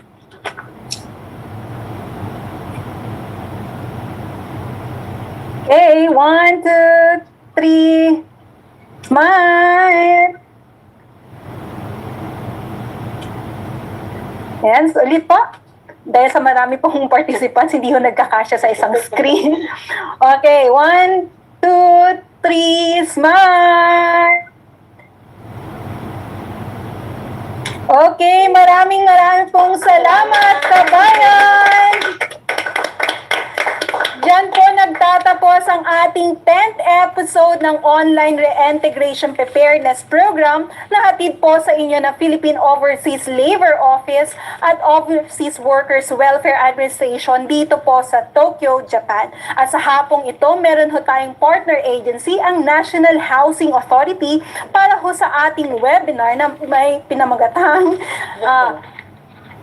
Tahanan ng Bagong Bayani, OFW Housing. Labat, any message po? Salamat po sa lahat. Salamat po for joining us even on a Sunday here in Japan. Salamat po kay Secretary Bello. Salamat po kay General Manager June Escalada. Kay Ambassador Laurel Dipif. And of course, kay Admin Hans na nandito ngayong hapon. Salamat din po kay Engineer Dian. Dian, this is just a first leg. Please prepare. And to Ma'am Ana, salamat din po. Kay Engineer Richard, salamat din po sa hapong ito. And to all OFWs, ang nakuha natin ngayon is take a big leap. Mag-apply, mag-inquire, para yung lahat ng katanungan ninyo ay ma-answeran po siya ng NHA. Hindi po magsa-stop dito ngayong hapon sa seminar na ito, but this is just a start for you to apply and to ask for more information directly po sa kanila. Maraming pong salamat, and again, congratulations to everyone for joining us today. Salamat din, Lee. Okay, thank you po, Labat Rose. And this program is made possible aside po sa ating mga heads from different agencies, of course, from Secretary Bello, GM June, Admin Kakda, Ambassador Darrell, and the rest of our speakers. This made be possible with the team po ng Polo Tokyo. Andito po. Ayan, we may halik po. Yan, from the Polo Tokyo. Maraming pong salamat ang aming technical team. Welfare Attaché, Miss Crisostomo. Hello, Nanay. Yan po, ang Polo Tokyo po, sa pangunguna po ng ating Labor Attaché na si Labat Rose, Assistant Labor Attaché Barwin, Welfare Officer Amy B. Crisostomo, and the rest of the Polo Tokyo team na naka-work from home ngayon. Yes. Salamat po. Thank you very much. Thank you very much. Kita po tayo sa August 15, 2021 sa isang pig farming at pig kabuhayan. All you need to know in partnership with the Department of Agriculture, Agricultural Training Institute. Makikita-kita na naman po tayo for the 11th Polo Tokyo Reintegration Preparedness Program. Okay po, sa muli po, ang Polo Tokyo po ay nagsasabing wastong proseso, maayos na trabaho, Polo Tokyo, gabay at linya ng OFW. Bye-bye po! Thank you, and have a nice day. Shout out sa ano.